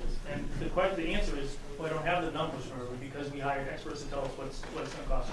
Again, everybody laughed when I said it's going to cost more to clear cheap trees to build a playground. You know what? I don't know. I never cleared a lot and I never moved the playground. The experts that are talking to us are saying that will be less money to move this playground than it will be to clear the rest of that lot and move the playground. So if we're trying to save money and stay within the budget of this police station, we've got to save every dollar. And if the dollars come from moving the playground, the CPC money, you can't use to clear the trees, you can't use it to build a parking lot. I'm a little bit concerned. CPC has really a trust issue. This is what this is about. I just want to answer your cost. So everything's done based on conceptual design, because there's not enough meat and potatoes in the overall drawings and building specifications to give us some hard numbers on what the components are going to allude to. It's all based off of square footage. That includes site work, that includes reconfiguration of the entranceways, the parking lot, and based on this configuration and the other, with all of the site works and utilities that would have to go into this, it was a higher value than just from estimating portions to have it located in this other location, because we're able to combine some of the parking lot and the access roadway through the library for community parking into the police station and access to the back of it. And I'm just telling you, those are the, when we do cost estimates, we basically go through and we try to do a per square foot cost on the building and then site work related to it. So I can put those numbers together. We just did. Are you saying you don't have a per square foot cost for each of these plans available? I'm not with me tonight. Why not? So why did, like Dave then said, that this was the most cost effective? You don't have those numbers. We have rough guesstimates, we don't have it down to penny. They, right now, we won't get hard numbers until we go into design documentation. Okay, that means when they get to 60% of the drawings, 90% of the drawings, and 100% of the drawings, that's when we'll have hard cost figures. Right now, they give you, they know what they're doing, they have rough numbers, but they're not, we're not gonna bring those numbers out because I can't be responsible for those numbers because they're gonna change. No, and I wasn't blaming you, Dave. I'm For a pointing out percentage difference. that when we built our playground, we had engineered plans. Okay, You're right. and so we couldn't have moved forward without that. We can't move forward with somebody who's going to use that law. We can't spend money engineering that plan until we know what law. So I want to answer this question. The engineered drawings has to come, but it would be a waste of the tax dollars in this room. Yeah, what's a waste of the tax dollars? Will you let me finish? Will you let me finish? Let one speaker. It's a waste of money to do engineered drawings on each of these schemes and put costs associated against it, because it's only going to escalate the overall design services from the architect and their team. I'm just telling you prospectively, it's not the right way to go. We do a cost estimate based on conceptual designs, square footage costs on civil and building, to come up with a value. And I can produce some, and we can get them to you. But just based on the committee meetings and all the meetings that we had, it just was not as cost effective putting it there. That's all I'm trying to This say. is the same process, I'm going to go back to that because somebody raised credibility issues, that this group, most of these people have used for all of the other buildings. The elementary school is the cheapest, least expensive building built in the state at $299 a square foot for the most durable building that exists around here that no one else can replicate, following the same process. The same issue is with the fire station. We did the same process. We're doing nothing different than what a normal process is for building a building like this. And that's why they have the expertise to do it. We've hired the appropriate people, and we're coming back and this is the recommendation. You're looking for engineered plans and engineered down to 60%. That doesn't happen until about 3 months, 4 months from now. That's the next step. Well, we have to get to go first, which is where the committee's finally at and saying, this is our preferred alternative. Now that we have this alternative, then we're going to move forward with the soil testing, and we're going to move with the engineering plans. And that's the next logical step that happens in these projects. Excuse me, this is what's frustrating. Probably all of us here voted for the new police station, not realizing that that could mean that we were going to lose our playground.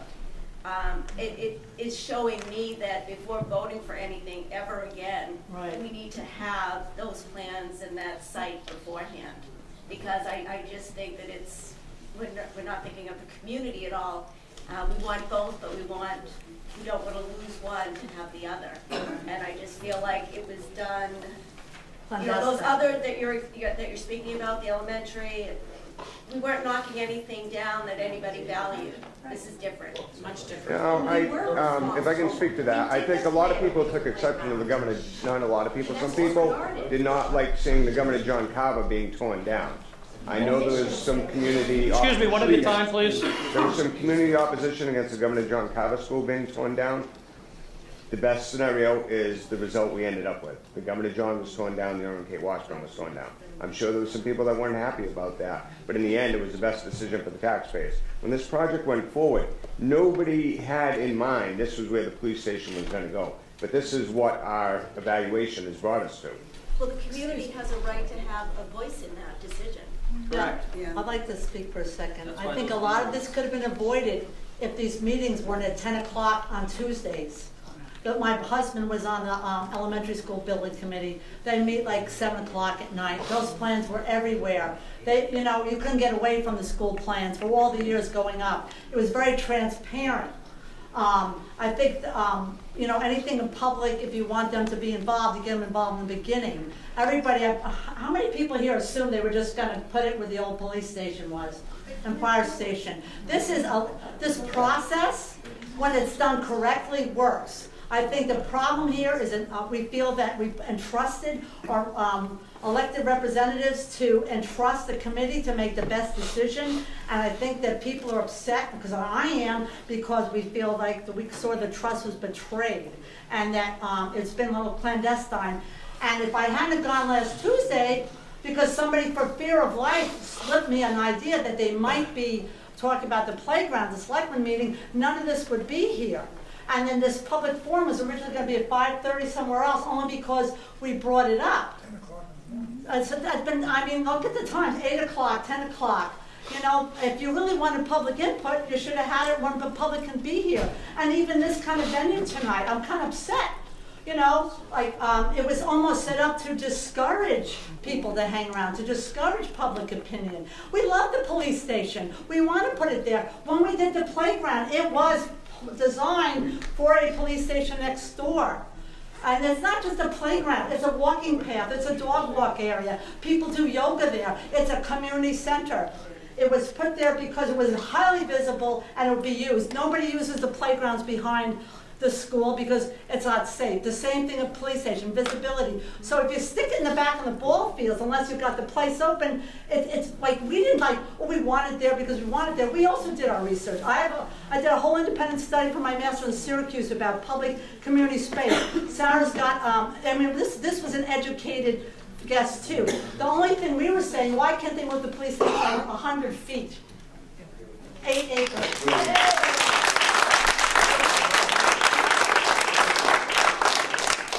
I think that was great input.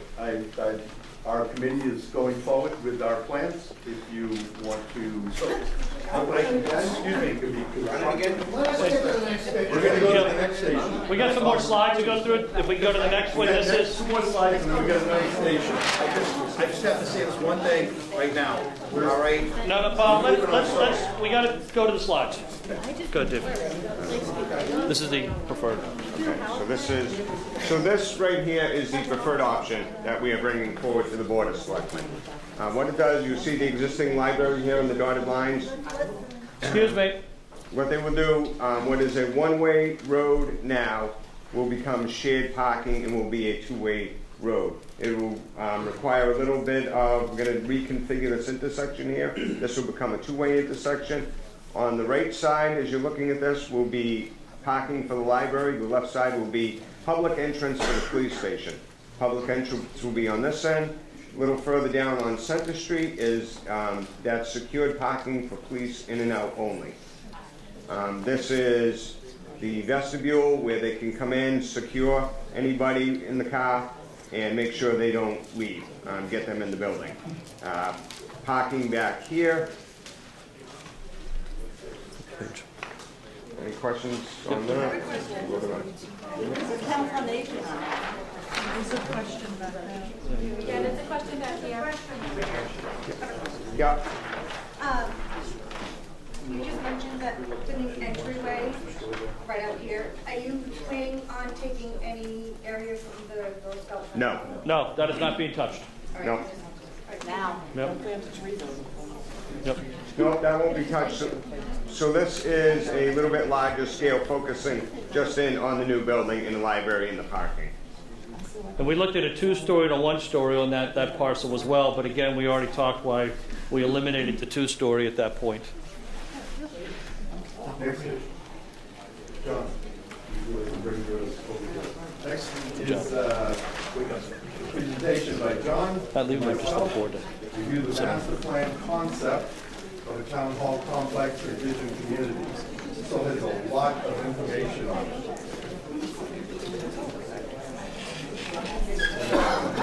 Okay. having served on the fire station committee and having served on the elementary school committee, you learn a lot about, okay? I'm gonna move it up front. I start at 5:30 in the morning, so I'm a little tired. Okay. Everybody see it? So, what's that? Is there, so having worked on the, as others were referring to, I'm one of the few veterans here that's been on all these committees, and I'm the construction expert that's working on your behalf, volunteering my time, and doing my best to bring forward plans and making sure that these public contractors don't rape the town, which is their objective, I hate to say it. Every chance these people get, they look to charge the town more money. And Joe has worked with me, and we're very fussy about that, aren't we, Joe? I mean, about making sure that we're getting what we're paying for. Case in point, and I don't think it's been mentioned tonight, but I think it's worthy to discuss, that originally the school, the remodeling of the John Carver, Dick Ward worked with us on this, and others were veterans of that effort, was over $60 million. We brought that new school in for under 50. That's $10 million of savings for a state-of-the-art school that's going to save us all a lot of money. And we brought it in under budget on top of all that. Same thing with the fire station. I think we were on the 250 bill or something along those lines under that. That just doesn't happen. That happens with us being your advocates. And I take exception a little bit to people thinking we're not going to follow through with this. None of us are paid here. We're doing this as a benefit to all of you folks and using our experience and our backgrounds. I've built multiple millions of square feet of commercial buildings in my own portfolio. I'm doing my time, other people are doing their expertise, trying to bring the best thing forward for the town. There's no motive, there's no hidden agenda, there's no nothing. It's to do what's right.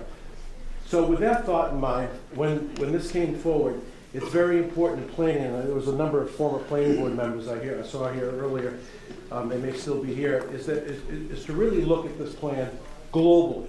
Not just to look at the playground in a box or the fire station in a little box or the police station in a little box or the library. This is our chance as a community right now to really enhance the village here. If you look conceptually at Carver and look what's happened, and I think everybody in this room would agree that this library is a treasure, the way it's been rebuilt. The town hall is a treasure. The new fire station is a treasure. These are things that we should be very proud of, and I think we all are as a community.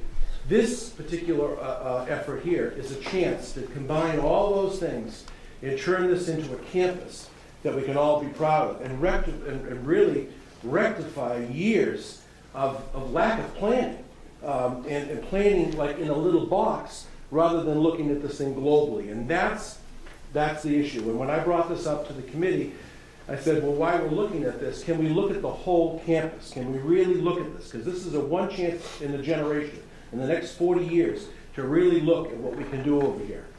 Now, those of you that may have some background in planning or familiar, it's always best to eliminate curb cuts and keep the traffic flowing so we don't have people willy-nilly all over the place, and it's a lot safer traffic flow. So that was looked at here.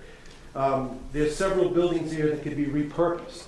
And I'm going to walk you through it piece by piece. But I don't want you to think, anybody in this room for one moment, that this was just dropped out of the sky and this is not. We looked at this, and somebody mentioned that these meetings are at 8 in the morning. Well, I served on both the school building committee, and I also was the construction person that I met every week. So I worked at night and in the morning every week at Thursdays to make sure that we got our money's worth. Okay, so there's always meetings, and these meetings have to be at times when it's practical and people are in business and whatever, and they're open to people. They are what they are, and they take a lot of time. Well, we are the public. Our public input, but we can't come to the But meetings. it is public. Well, and then we have this. They were meetings. Anyone could have gone to it. Listen. At 10 o'clock in the morning. Well, I went to 10 o'clock in the morning. Can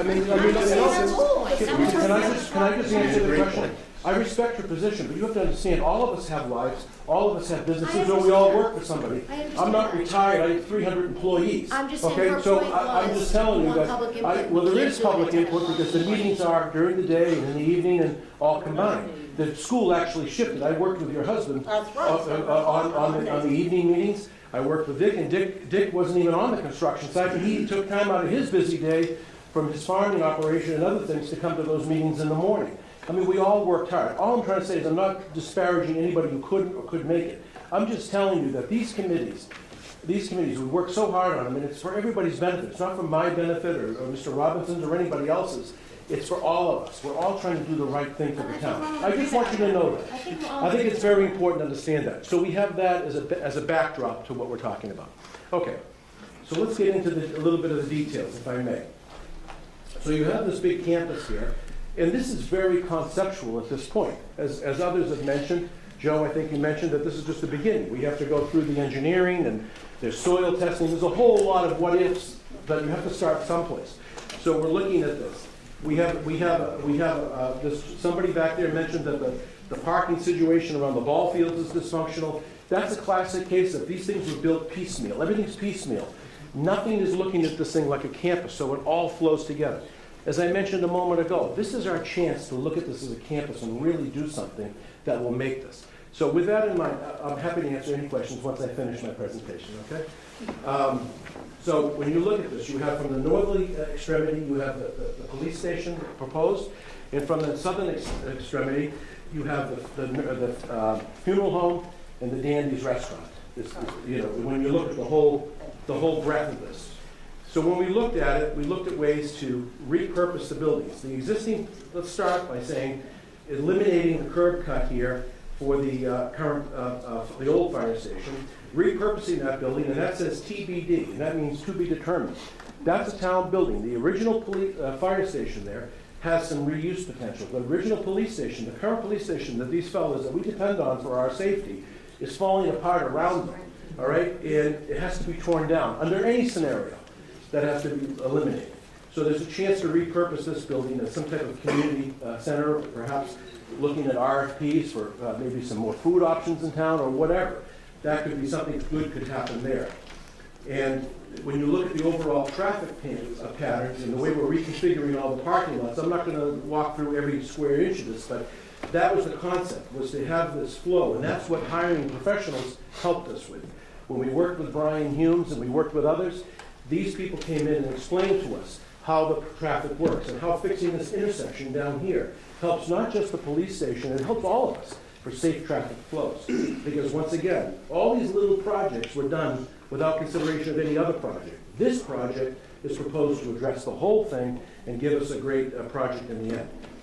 The other huge bonus of looking at this thing globally is the fact that along this road here, 58, we can re-landscape and re-enhance the streetscape there to make this an inviting, family-centric, community-centric project.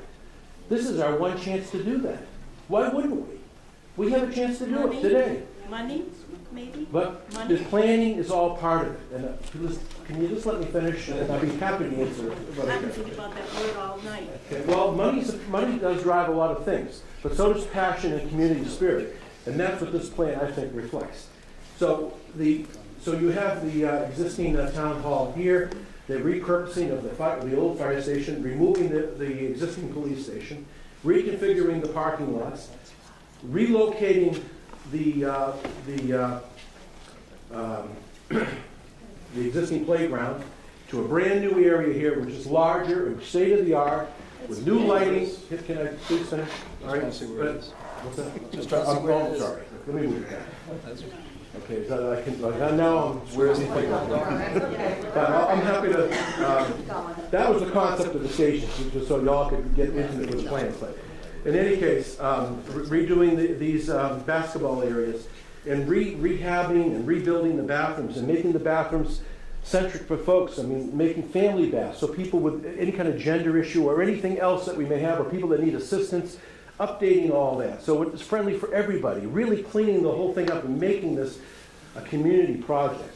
I mean, think about it, when you have all that. The other thing that I had a little bit of input on was making a separate sidewalk and bikeway that would come from the library over to this whole area here. So it'd be safe for the people to have all these different attractions. You have the library, you have the town hall, you have the to-be-determined family or town development there. And then you have the remodeled baseball fields, which I think we already have some preliminary commitments from private sector people that are willing to bring soils in and other things like we got at the school. That's the other thing. you know, there's a lot of community spirit here. When we did the fire station, I personally ripped down the buildings and I donated my time and my machines to do that. That didn't cost the town anything. I did it. I had nothing to gain by it. I did it because I wanted to, all right? Makepeace delivered the soils drill, right? And all that, and helped us with the ball fields, and I think the Weston family helped us, and a whole bunch of other people chipped in. That's what it's all about, and I think we can get some of that community spirit here. We haven't even talked about that tonight.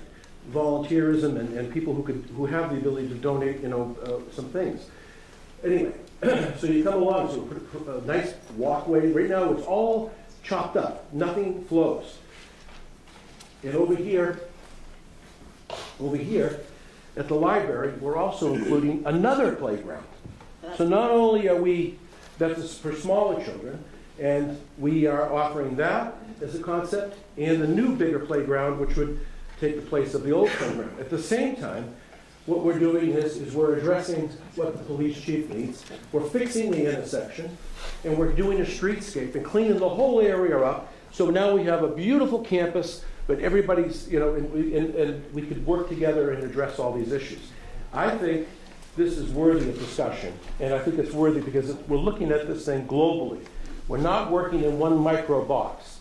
That's what you end up with. You end up with a little building here and curb cuts all over the place, and nothing flows. This flows. This is a way to reconstruct this whole side of town. It's once in a generation. This is our chance to do it. And when this is done, and hopefully it will be, you'll have all these buildings, you'll have the fire station, you'll have, you know, hopefully maybe someday we can freshen up the park across the street there. And also, hopefully something happens where the Cumberland's Farms is and cleans that corner up. And look what you have from where we were 10 or 15 years ago. I mean, it's a whole different area. It's beautiful. John, can you just point out where the playground would be? What's that? Okay, well, there's actually two playgrounds. I know you said the one next to town hall. So I'm gonna hold this, okay, and as I'm addressing the questions, we just couldn't. I'm just gonna, as I address questions, I'm gonna turn the board, okay, folks, just so you know, I'm not trying to ignore anybody. So you have the juvenile playground with the smaller kids there, and you have the larger kids over the older ones here, mixed in here with, so when a 7-year-old. Back there with a current basketball. But we're gonna open that all up, and we're gonna reconfigure all that and rebuild all that.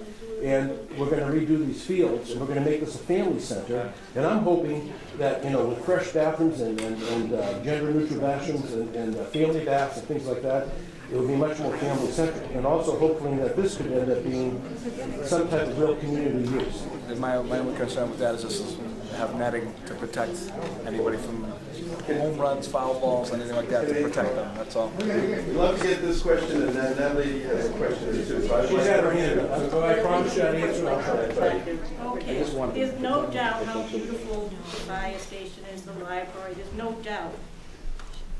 We thought we were getting a new police station. We're getting a campus plan. Who asked for the campus plan? I'm sure it's lovely, and it is far-thinking, but, and no pun intended, but it's becoming a runaway train. You know, this whole thing. Yes, it is.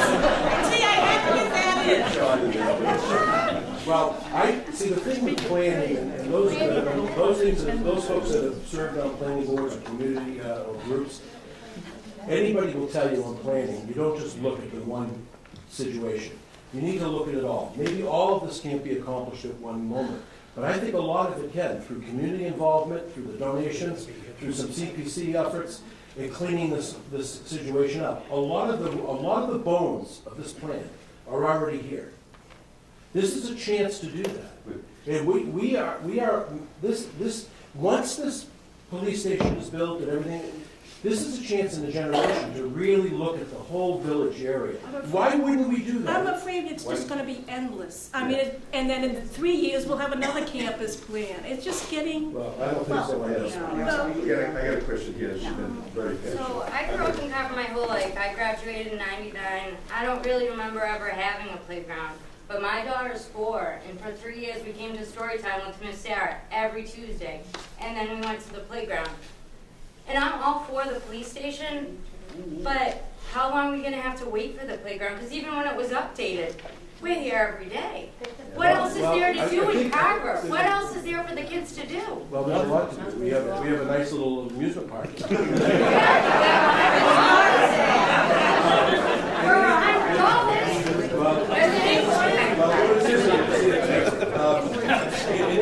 What I'm trying to explain is that the idea of looking at this thing globally is important, and this is a chance to do all that. And everybody thinks that, okay, well, what if this doesn't happen? What if that does happen?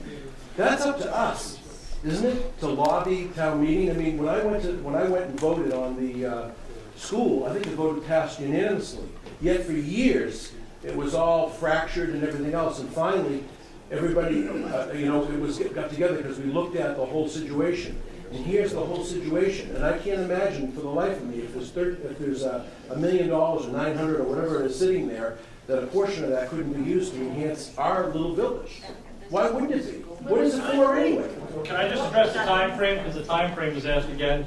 Our goal would be, this approved at town meeting, the bids would already be out, we'd have the final bids prior to town meeting, so we know the final cost, and then they could start construction right after town meeting. The intent would be is that this would be open in June for the additional playground. That's the objective that we would try to work around. What are the one way back in the woods? I think it's fabulous. I have some, coursework and experience in community planning. And I think the whole idea was wonderful also. But we did plan for the future. We planned for aesthetically that playground was put in a certain way so it would look good. Let me tell you, I complain to my husband all the time when I drive past the school. I said, who put the service entrance to that school on 58? And it gives me some kind of explanation. So I'm thinking about aesthetics and big picture and something that looks pleasing. What's not on there interesting is the COA that was on the campus plan that was put out. The what? There was the COA was in the back of the library in the campus plan. I would love to address that. All right, but hold on a second. Love to address that. So, but my thing is, why can't you just move the police station over like 100 feet? We're talking like 100, 150 feet, right? That's why you figured it out. I'm a little confused. Everybody would agree with that. Corner, you could make it so And you also, see the we're visibility. willing to clean up the ball fields and cut down the trees there, but apparently not to the left of the police station. I think Chief should address. I mean, I just don't understand that. I don't understand that. The last station is the chief will explain why this is the best spot. And those questions can be asked. We'd like to finish the whole presentation. This is but just we- go ahead, I'm so sorry. So I guess I just wanted to, yes, CPC funds could be used for this, but we'll also be competing with affordable housing and open space, which is what it's for. You asked what it was for. I understand. So those are the three things. It is not just for I recreation. understand. So I think that's a concern. It's not in the It's also bag. historical preservation. Exactly, so it's not in the bag. I think, you're talking about redesigning a portion of it. As the chief talks, perhaps he could address why we would not be able to redesign it, like you're speaking here, into the other plan that does allow for both. One of the concerns, I guess, was the curb cuts and, the way that it was designed now wouldn't be seen if you were coming from the north, et cetera. If we are proposing or at least planning a potential campus that does have a redesign of that center, is it possible to redesign that road with the addition of the police station in that new spot? So to answer that, what I would say is we hired what we feel are top professionals. This Brian Humes, who is doing the police station, when we interviewed all these people, there was everybody else was basically here, and Brian was up here as far as his ability. He helped us, and he helped us master plan this, and he worked with the chief and all these other constraints that I may not be able to elaborate on to your satisfaction. But I will tell you that these plans and these ideas just didn't say this is what it is. I mean, they didn't. Okay, a lot of thought went into this, a lot of hard work went into this, and no plan. I've never seen a plan that was ever presented anywhere that didn't have somebody on one side saying, well, I mean, there was a lot of people that didn't want the school torn down. I mean, we wrestled with a school that basically should have been condemned, and here we are. But luckily, and for all our benefits, it's worked out, and that's helped our property values and everything else because people want to come to the town of Carver. This will help us. This will help people. Will see this beautiful streetscape and all these beautiful buildings and all freshened and everything else. All that is important. It's the overall aesthetics of the whole community too. It's not just looking at one group versus another group. Yeah, absolutely. And when I worked on this plan, it was not just me, it was a collaborative effort. I tried to look at the whole thing, the whole thing, not just a crumb of it. And that's where it is. I mean, would we prefer, is there a way, is other alternatives that would have satisfied everybody? I don't know. I mean, we've looked at it, we've looked at it, and this is what our professionals came up with. We did our best in looking at that, and I'm trying to do my best here tonight to explain to you what it is that we're trying to do here. I guess I was just unsure as to why that was even on the table in the beginning. There's already a structure there, unlike the school department, the fire, etc. There was already a structure there. Why was it even considered that it was possible to be taken? And, well, it's not being taken, it's being repurposed. Repurposed. And I guess, I'm of a different opinion. I like having the playground near the police department.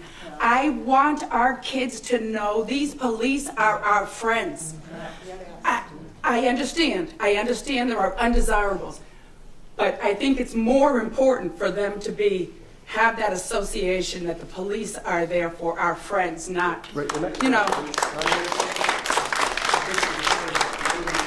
connected all the bikeways and everything else. You have the library with the children, and there's a playground here, the police are there. I mean, I don't think the police are being abandoned to the children, okay? I just think that when you look at all the constraints that we have to deal with, and fixing the traffic woes, and fixing the very other issues that may or may not be of concern, as much or as passionate as perhaps these other issues, this plan is our best effort at addressing everything. We haven't forgotten about the playground. We want to build a bigger and better one, a fresh one. That's 18 years. I mean, everything wears over time.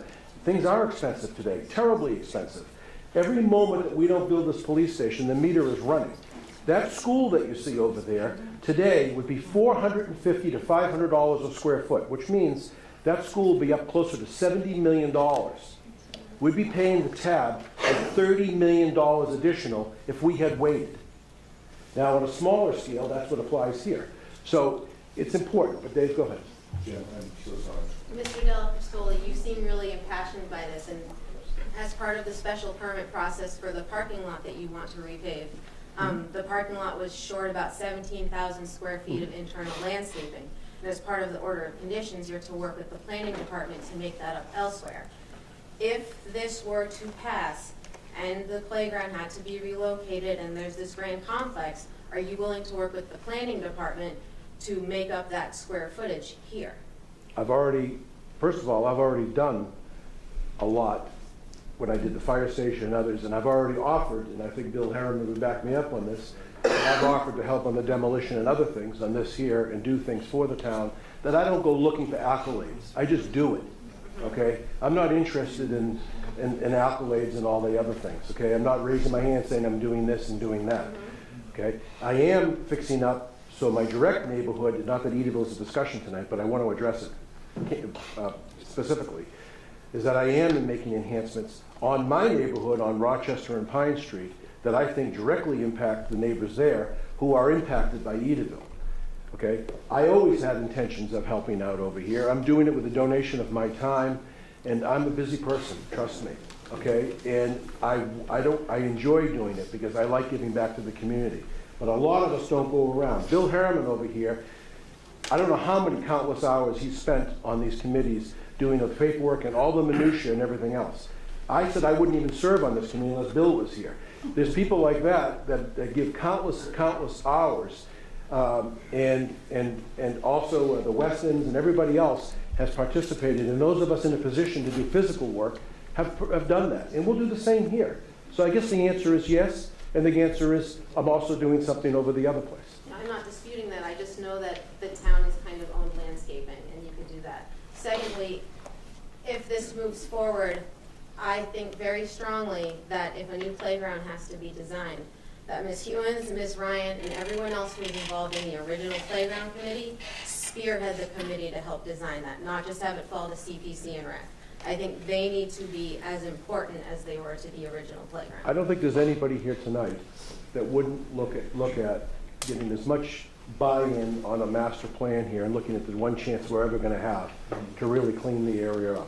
No plan makes everybody 100% happy. You know that from being on the planning board. On the other hand, you know how important it is to look at planning from not just one parcel, but multiple parcels and how they all interact. And that's what this plan addresses. Can we take one more question and then? Excuse me, we'll wait over here for a long time. The presentation that the chief is going to give is a summary of everything. I promise I'll get you just. I have my I'm trying hand to up for explain 10 this. minutes. I'd like to get this gentleman. And then I can My hand up was before you. I was actually trying. Go ahead. I'm sorry, my fault. I'm one of the seniors who vehemently oppose the Council on Aging being locked onto the back of the library. I want to know, is this going to happen again? Is the council of aging going to be put on the back of the library? Yeah, is it going to be globbed onto the back of the library the way it was before? I don't know the answer to that. I'm not a. Well, it's very important. Well, there's this. Very important. Come on up here and take a look at this. I think had we had it a closer intimate, you can see that there's a walkway running back of the library and the parking lot right here. Someone told me there were two different plans. And We're presenting you the final plan. There was preliminary plan that got out and. but is the answer no? Is the answer no? Not at this time. Huh? Not at this time. No, That- when you say not at this time, I this can't, happened 6 months from if you now? look at the plan, we have a foot parking lot and a walkway back there so that we have all the things connected. I don't know this out of line, I don't know what the future is, but there's a building over there called TBA, or GDD. To be determined. I don't know what it's gonna go in there. Maybe you could look at that. I don't know. I don't know what the future is. My job right now is just. We had a long, vicious battle. I'm just throwing an idea out there, that's all. No, it says TBD, nobody knows what it is. But that's not part of tomorrow's vote. But it's not part of the, it's the police station, we're on the police station. No, but I'm saying that's the concern tonight is whether. Right. No, that has nothing to do with. Take that into consideration, and what you're saying is it's not part of tomorrow's vote. and you guys- That's correct, too. On your construction schedule, how does the timing of building these playgrounds work with the tearing down of the old ones? If these are gonna be up and usable before you tear down the old one, that's a whole different ballgame. It's the 16 months of dead time. No, that's would be our intent, is that with approval at town meeting in April, the bid would be awarded the next day after town meeting. They would mobilize within 5 days from now, from that point on, and they would get the construction done by June. So you're looking at about a 60-day plus or minus time frame to get the new playground up and running. That's before you even take a shovel or bulldozer to indicate. Yeah, I don't know about that part yet, but just, you asked the timing of the new playground. I can tell you that the new police station wouldn't begin until the design documents are done, and we're only in conceptual, we got 8 months of design. So you have plenty of time to build. And the meter is running on that. The meter is But you running. still don't have to bulldoze that. That's right. But I did ask about the playground, if we get any money for it, and he said you have to vote, there was no guarantees. No. Voted at town meeting. So we go to town meeting, they vote it down, we get no playground, right? Well, we all go to the town meeting, it will pass. No. Well, the CPA doesn't bring it forward. CPA has to vote for it first to go forward. Yeah, so I made one question. I'm gonna let Bob have his question.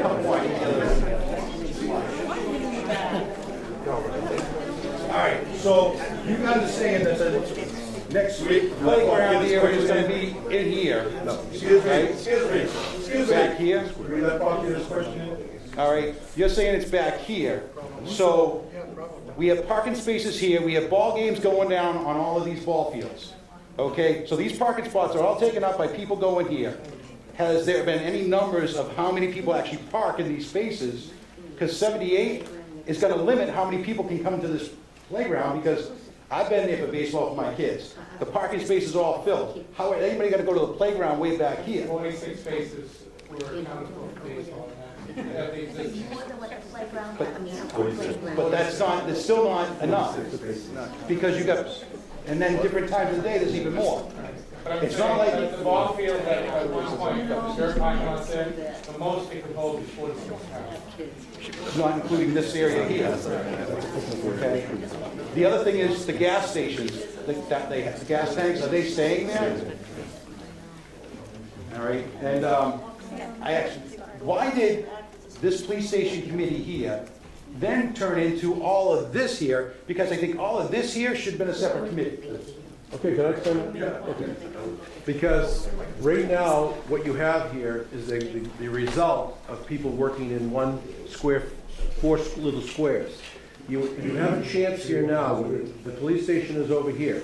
Through the study of all the prior plans and all the different locations and everything else that we actually looked at, and looked at the whole situation, and look at this holistically, and actually look at this as a benefit of Carver for everybody, it makes sense to address the entire project at one time. You're changing traffic patterns, you're changing the whole thing. So that is the time to do it. Not just to do one little square and then end up with a dysfunctional layout. There's too That's bad planning. in the mix that need to be part of the whole planning process. So can I just finish on what his point, you know what ended up happening is when we were looking at the building and the building flow of this civil area around it, we felt, you know, we needed, it's so dysfunctional with the ball field. I agree with you 100%. Parking over there is a nightmare. Even the whole traffic flow around where the gas pumps are, vehicles trying to fuel up. It was just a logistic nightmare there. So the committee said, we really need to look at this as a master plan. What could happen over there with the beautification, and let's not miss this opportunity. So I don't think this is a final plan by any shape, way, or form, as far as the logistics of how it's laid out. I think at this point, it gives us the idea of what it could be. As far as input, I think that's, it still can happen on this. Other than the location of where we're proposing the police station and where the playgrounds could go. I mean, I think that the discussion is what we're talking about right now. The logistics of everything else is plenty of discussion. I like the playground where it is. Any elements of the master plan that go forward, we'll have to go to town meeting to get approved for funding. So at that point, town meeting will have a say into the elements of the master plan. But again, this is just to get that discussion started. Because before, there was no discussion about looking at everything in context. And that's what was the benefit of this committee was able to do. Chief? Please. Thank you. The library had a grant, fire station was paid for. I don't know all the, you know, the workings of the finance of the town. Everything was told how it was getting, the money was appropriated. You're asking for the $900,000 from the CPC, and if the CPC doesn't approve that, then you're out the $900,000 on top of, wait a minute, no, this campus thing.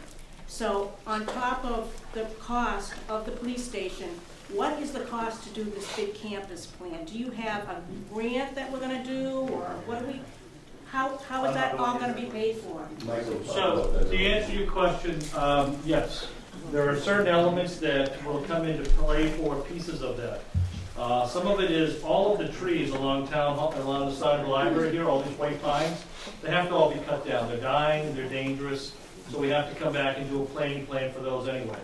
One of the things we're looking at with some of the new developments that are coming in town is putting in a mitigation fund where they'll actually pay for some landscaping that'll happen in the future. Second to that is that one of the proposals is also going to be for town meeting to authorize the use of some other one-time funds that can pay for some adjustments of the curb cuts. The campus plan is a 10, 20-year phase out. We're just trying to put together a vision. Now, whether or not all those curb cuts get closed out in the next 3 years or the next 10 years, we don't know that yet. We're just going to say, what could it possibly look like in 20, 30 years, and how do we get there? So it would be phased in as we go forward. And there are grants for that. There's Chapter 90 money that comes from the state. There's many other funds that can be used for that. Oh, thank you. I'm so sorry. Where are our selectmen that we elected on this? They're gonna be presented this information. You have it first, and then they're gonna be presented with So it. they didn't have any part of this. I mean, the discussion and then. No part. I mean, I know Sarah did, but I mean, I'm on the board. I know you are. So I understand that. I was just- the selectmen's representative. But I mean, the rest of them were all elected too. We'll, I mean, we'll present them tomorrow. so everybody would have to go there in order to hear what their position is on this vision. Is that what you're saying? That's right. Hi, I don't usually speak at meetings like this, but I'll say that I'm Marie Solomon. I worked at high school for 18 years. And then I moved to central office, and I learned about global thinking then. And it never occurred to me. When I was at the high school, I thought about the high school. And the middle school, because, you know, eventually we were together. I never gave much thought to the elementary school other than, well, we need one. And then I went to central office, and I thought, there is so much more to a whole school district. So I could appreciate what Mr. Della Pasquale was saying about global thinking. When I came here tonight, I was on the side of like, I can't believe they're going to do anything with that beautiful playground that so many people worked on and enjoyed. My own kids were too old for it, but my grandchildren have certainly enjoyed it. But now, after listening to everyone's presentation, I clapped for Dagmar because she was the heart and soul of the original playground. But I also took to heart the fact that she said, you know, the meetings were at 10 in the morning. Well, you know, I could have been at 10 in the morning because now I'm a lady of leisure, I'm retired. But I didn't delve into say, well, gee, what committee can I be on and when could I be there? So I do feel that. I think there are people who maybe would have preferred to go at 6 o'clock at night, like when they did the building committee thing at school. But the other thing I think that we have more in common than we do differences. We all want a playground. We all want a police station. It's semantics, in a way, when you think of the location. The fact that the playground will be there by June, so to speak, makes me feel a lot more comfortable. And then the other thing I really feel is that people who are in elected office, they don't get paid. They do it out of the goodness of their heart. There's probably a little bit that, like, maybe you like to have a little power. I understand that, because somehow you can't but avoid feeling like you have a little power.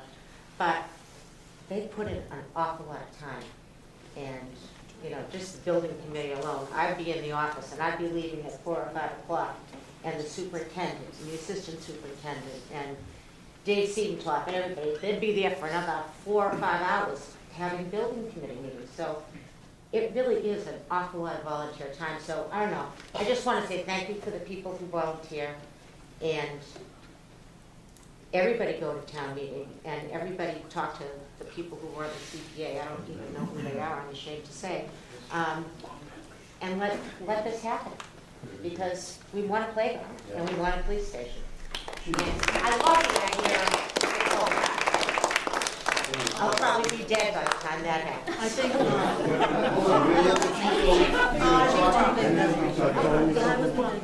I was just gonna say, what we're really saying is, well, why couldn't they redesign it to move it over a little bit? And we talk about curb cuts and trees, you know, that's what I think Sarah was saying too.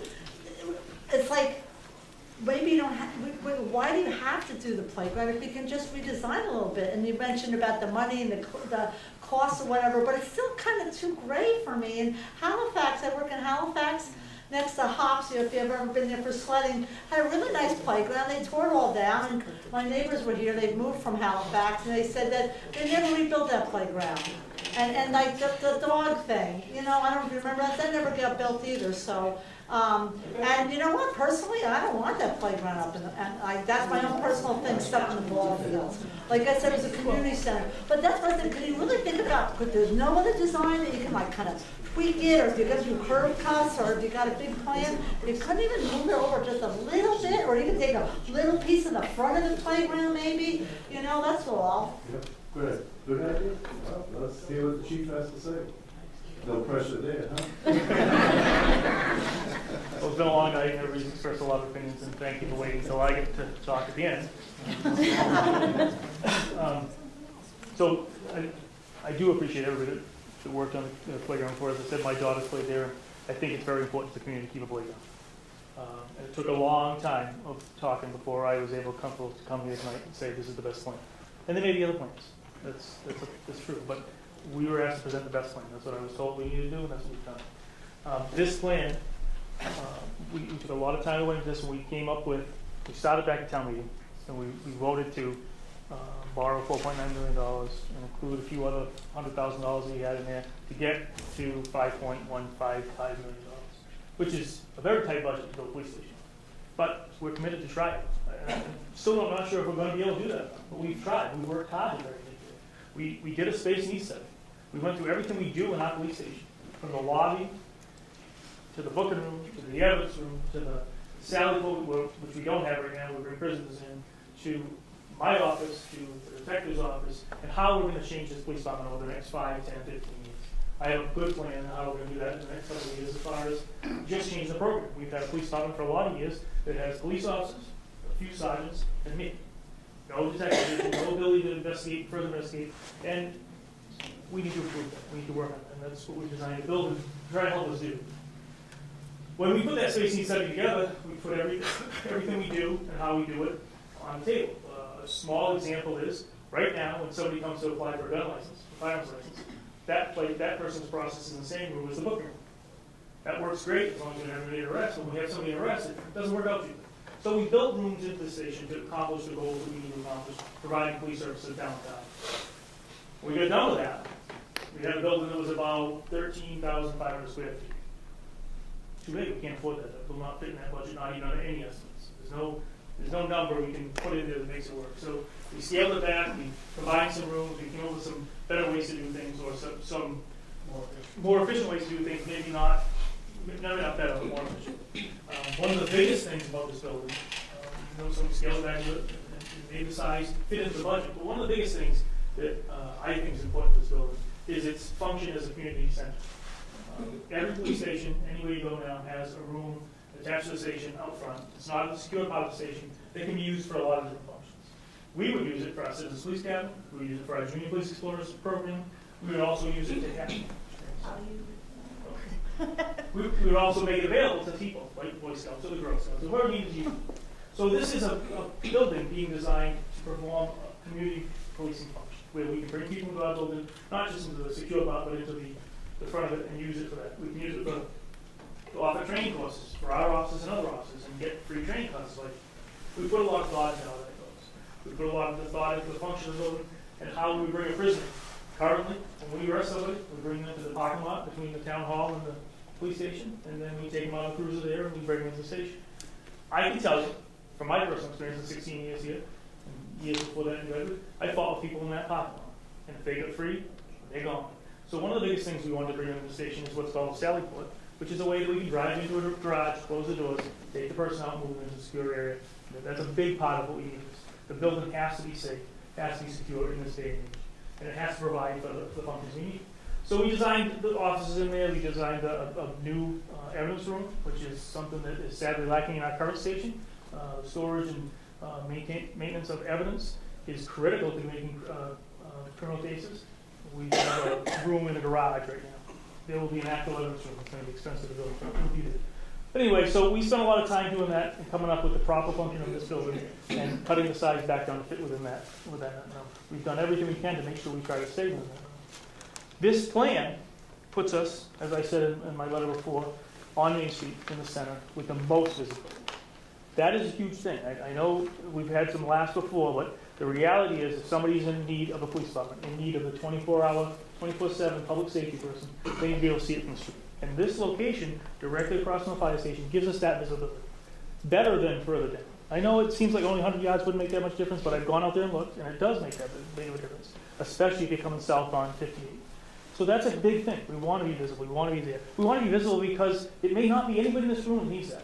It may be somebody leaving Cambridge Fair or somebody at Mamma Mia's who's not from this area, and their kid's choking and they need to get their home. We want to make sure that's built. And I know there's signs, and that's they make a lot of sense, but a big giant building looking at the 58 is the easiest way to find it. So we've put it here. The traffic flow of this building in that location, by opening this up, we use some shared space from the current parking spaces from the library, and then we have plenty of parking spaces for our public coming. The the front entrance is off of this, and this is the training room we talked about there before where the public would meet. Around the back, is most important. This is where your police cars are going to park, this is where our officers are going to park, and this is where we're going to store our undercover cars, which storing in the back of the police station right now is a joke, because you try to even see them, it doesn't work. We've been putting them inside the fire station, the old fire station, which works, but we have to think about that as we're building the police station, because that's the function we're doing. We're in this opioid problem right now, and we are working on it from all fronts, from dealing with it, trying to help our kids make better choices, to dealing with people who are suffering from addictions, but also trying to investigate this crime and put a stop to it. We need to have a secure backyard where we can store those cars that people won't be able to see. This is a fenced-in area back here. There's some carports to keep the cruisers that are the line cruisers under cover, so that when the snow comes, they're not covered with snow. Because right now, again, we're parking in the old fire station. But prior to that, when the cruisers get covered with snow and the officer comes in for a shift, they got to spend time cleaning that snow off before they can go to a call, and that's not good either. It's how we get officers hurt, and it's not a good idea. We this back secured area here, one of the biggest things we need for that is besides the outbuilding, one of the things we do behind our building is training. Every spring we bring the firearms trailer in from the sheriff's department. It's an armored trailer, and we can shoot firearms inside that trailer. Yep. Next to the right now we do it in the back. It's completely safe. It's just noisy. We need that to be in the back, secured against woods, not where it is now. We've used it for years. Nobody even knew. Nobody knows, but and nobody got hurt. It's a secured thing, but we have that. So we're going to put that trailer back here. One of the ways that we can further our training is to create a small outbuildings. They do it down at Otis Air Force Base with shipping containers. Buy a couple of shipping containers for a couple of $1,000, put doors and windows in them, and we have these training firearms called simunition guns that we can use in there to train. We can't do that in the current campus at all. There's no way we put that out behind the ball fields. But having a backyard that backs up the woods like that, we'd be able to do that. So the fenced-in backyard does help.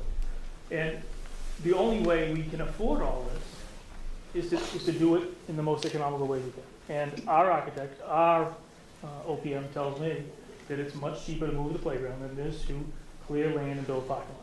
I can't get up here and argue that with you because I don't do that, but that's what I'm told, and that's how we got to that decision. I need to save every dollar I can to be able to put it in this building. And I don't have any extra dollars for clearing of land or building parking lots. I don't know if CPA will vote for it, but I certainly see everybody in this room here today, if they went to town meeting, I guarantee I've been to a lot of town meetings, they would vote for it.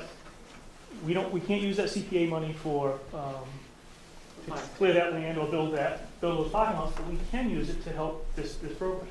When it was brought to my attention by John Depp and Mrs. Deli Perscoli about looking at it globally, I hadn't thought about that first. I care about building a police station, and I care about our kids. But when we thought about that concept, it certainly seems to me like this would be a good opportunity to think about that. To think about moving a playground, to put a police station in, and make it better, make things better. And I think that this is the best plan that we have to move forward. And that's what we were asked to present to the Board of Selectmen, and that's what we're doing. We can flip up and I can go through all the rooms in this station, but I don't think, well, it's under here somewhere. If people want me to, I certainly will, but it seems like we've been here a long time, and we're kind of still stuck on the playground versus the police station. So I can tell you the design is sufficient for the future. It will get us to, it will allow us to expand our police force to where it needs to be for the next 20, 25 years. Again, if those numbers are correct, we don't. If the numbers are correct, we can expand to 21 officers easily within this building. If that ever happens, if the numbers are wrong, we need to get bigger, then we're going to have to expand. We have some expansion capabilities in that plan. So, I mean, I can stand, we've all been here for a long time. I can go through this whole thing if you want, but I don't think anybody is that interested in what the rooms do. No, I just, before we disband, the playground structures that were newer than these over here behind the Irwin K. Washington building were just dumped off Friday at noon because they ran out of time. I got that from Mr. Seatop, I got that from Brad Brothers, Ruben Myesses, some of them were donated to the town. So the concept of moving in those structures is like a misnomer. My thing is, a lot of that equipment was donated and King Richard's Fair did it for their daughter who passed away. Friends of the Library did a checker table. The garbage cans were donated, I think, by Plymouth Rubbish. So, you know, what I really want to make sure everybody hears is that you are going to move every single one of the things that can be moved. The benches, the sandbox can be moved. That was donated by all the preschools in town. So every bench, every amenity besides a structure was donated. In fact, Edaville Railroad at the time donated the toddler swing set. You know, there's that playground was so methodically planned, a big picture with the police station next door, that if you look through the fitness signs, there's no visual impairment between the toddler swings and the adult swing. So, I mean, it wasn't like we didn't have a big picture. It looks aesthetically pleasing when you go through town, unlike the back of the new school, I'm sorry. I gotta put that in there, you know, it's gonna be a divorce, but anyway. So like before everybody leaves, you know, can we really think about, like, I don't want this bulldozer coming in, I'm like, oh yeah, well, oops, we didn't have enough time, we ran out, it wasn't cost prohibitive, we didn't have any money. You have to include that in the cost, that you have to move all those things that can be moved, and where are you gonna put them? Can I just address that question? Sure. The intent of the committee is if some of the equipment is reusable, and that's why we had the expert go look at it, we will remove it and place it in the new playground. If it's not removable, then we will replace it in kind with a new piece of equipment. So at the end of the day, the playground that's there with those number of pieces of equipment, including trash barrels, sandboxes, wherever it may be, everything, same number of pieces, units, etc., will exist in the new facility. That's a commitment of the committee. That's what we're looking at for part of the funding, is to make sure that that all gets done. Nothing will be bulldozed and thrown away. You'll have better than what you have today. Even if the CPA money doesn't come through, though, you're gonna use the police station budget to move those things that were donated. Well, we have other sources of funding that we have to take a look at, so I can't answer that question right now. I do believe, as was said, knowing CPC and what they funded before, that with community support, to spend a couple $100,000 to use the playground stuff, we should be able to get that through town meeting. If not, we will find other sources, because that's part of the commitment that the committee has, is to make sure that that's replaced. We did look at the old plan that was done before that had a square area for it to fit in there. And, you know, as the chief said, looking at our experts and then going through it, it just didn't work. It just didn't work for today's modern police department. We thought you had 8 acres, so you could kind of figure Yeah, that out. and it really doesn't, because what he's showing on there is a rectangular building with a sally port out there, with a drive-through that's in there. I think the main focus, he was saying the visibility of 58, not walk of Center Street, is that correct? But your equipment will be replaced. I'm not worried about the equipment, I'm worried about the benches, Yes, all those things. when I say equipment, everything including the benches. All right, on record. Michael and Chief, I just wanted to, on the money that was appropriated for the police station, I can tell you this budget is extremely tight for the square footage. It would be other funding. It would be other funding, because I can tell you there's no capacity in the police budget. It would be other funding. Okay, I just want to make it clear. It would be All other right, so it funding. won't be out of the police, it won't be part of clearing the site. No. So saving like somebody's park bench with a plaque on it will not be No, part. I'm saying that it wouldn't be out of the police budget. They couldn't afford it, based on what was. To replace all the equipment, the benches, the tags in there, we have to use other funding besides the police money to make that happen. And then it would, like, the plaques and everything would go back? All that would be saved. And so that would not, so that's not part of the clearing of the, because you have to clear the land, right? You're gonna have to prep the site. So I don't want to give you any misconceptions. Nothing's being done with that site until we have complete set of construction documents. All right. So the playground would happen before that. But I mean, I'm just saying, like, but we'd have to get money, right? Oh, so we have to get the money to. Playground in before we start. Okay, all right, that's good to know. Sarah, you had a question. Yeah, I just wanted to make it very clear that I think everyone in this room is in favor of police stations. Absolutely, yes. And wholly supports this police department. I think everyone here is in favor of that playground too. And we planned very carefully. We did think about the community when we built that playground. We planned for a police station. And if my memory serves me, it's a 1-story police station. And I guess the way you are talking, you want it instead of a 2-story. is 12,000 square feet.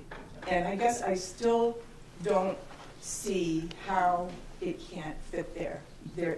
Where the police station is now is not visible either, but everyone knows where it is because of the signage. That's actually not true. You're right, it's not visible. It has been visible over a lot of years, and people miss it all the time. And it would be a huge mistake not to consider that as we build, as we spend all these millions of dollars. I think it would be a mistake for us not to make sure it's very visible from 50, because I've worked here for 16 years, and I'm a lot of people in front of the police station. Let's go back to the project. I know that everyone in this room supports the police station. I saw it at town meeting, my office saw it at town meeting. We agree. Everyone in this room, including me, supports a lot the playground too. I mean, we have made it our focus, the youth of this community, as this police officer. I know I have. I'm not changing that, ever. You know what I mean? So for me to get behind saying I think this is the best place, the reasons I said it was the best place, took a lot. Because I don't want to see something change we don't have. But I believe that making this change and working towards this campus plan, which I'm not smart enough to have done. All I was looking for is a place to put the police station. And there were a lot of different, I'm not going to be honest with you, I didn't think that somebody smarter than me think. You know what I mean? It's an opportunity to do that. And if we do it, if we spend the money and we spend the time, and we can make it happen, we have the people in this room right now today to make it happen. We know we'll get there. I can't tell you what Michael's telling you about the money. I don't know. But I can tell you this. It's going to happen. Or I'll arrest you. We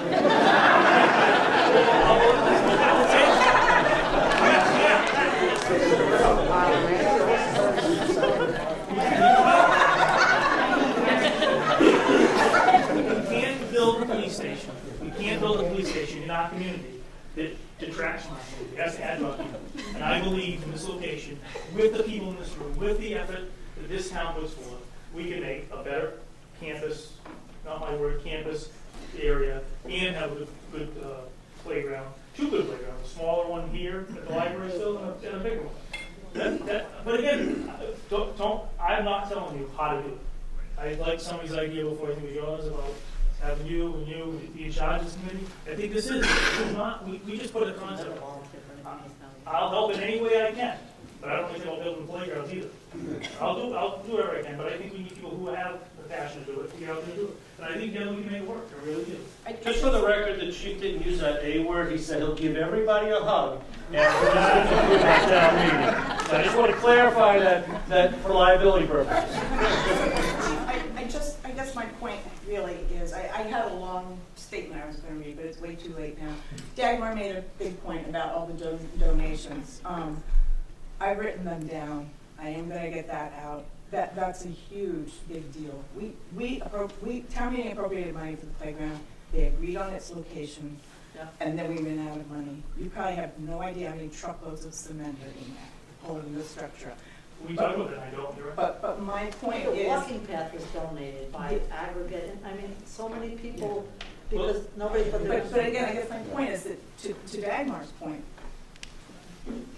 there's only been the one thing shown right there, and that's it, and that's gotta be the way it is. And then, as a selectman, tomorrow night, I have to vote on that. I don't know the costs. I don't know what other options are shown to reconfigure that on that 8.73 acres. I mean, that's a big vote. I agree it is a big vote. And I'm just telling you because you're the one talking right now, so No, I know. I'm accusing you. No, you're right, it is a big vote, and that's why you had a building committee, and maybe the meetings could have been better, maybe they couldn't, I don't know. This is the first time I've ever done this, but I can tell you this, I know the people who are on this committee have put their heart and soul into making sure we put the right plan forward to the Board of Selectmen vote, because that's what the Board of Selectmen need to rely on. Could we give them 6 or 7 options? I guess, but we were tasked with finding the best solution in the budget that we have, which I still don't know how to say that, and I'm trying to save every single dollar, and I'm told, first of all, that's the best location because of visibility, because how our cruisers get in and out of there, that's the best location. But that location, from what I'm told, also saves us money.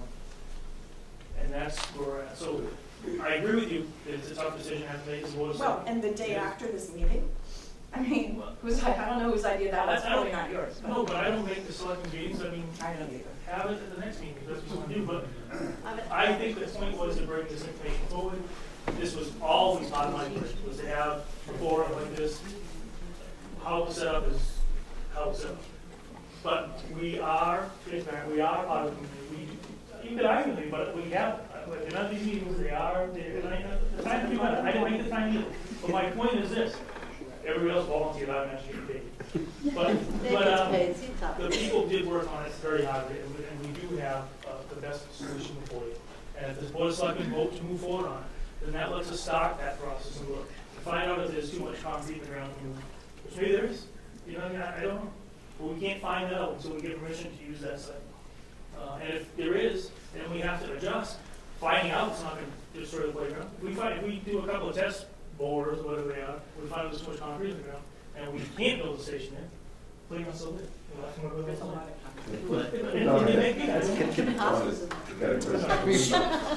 I saw you too. So I just wanted to say that as a volunteer in the town, I appreciate everybody who was involved in putting this plan together. And I'm going to go back and say my dad was a police officer in 1966 in that time frame, and that police station is the same police station, I believe, that I used to go visit my father at. And I love the plan, the campus plan, and I like the baseball field because my father built the first baseball field in this town, and it happens to still be there. So the plan looks great. It includes the playground. It includes baseball.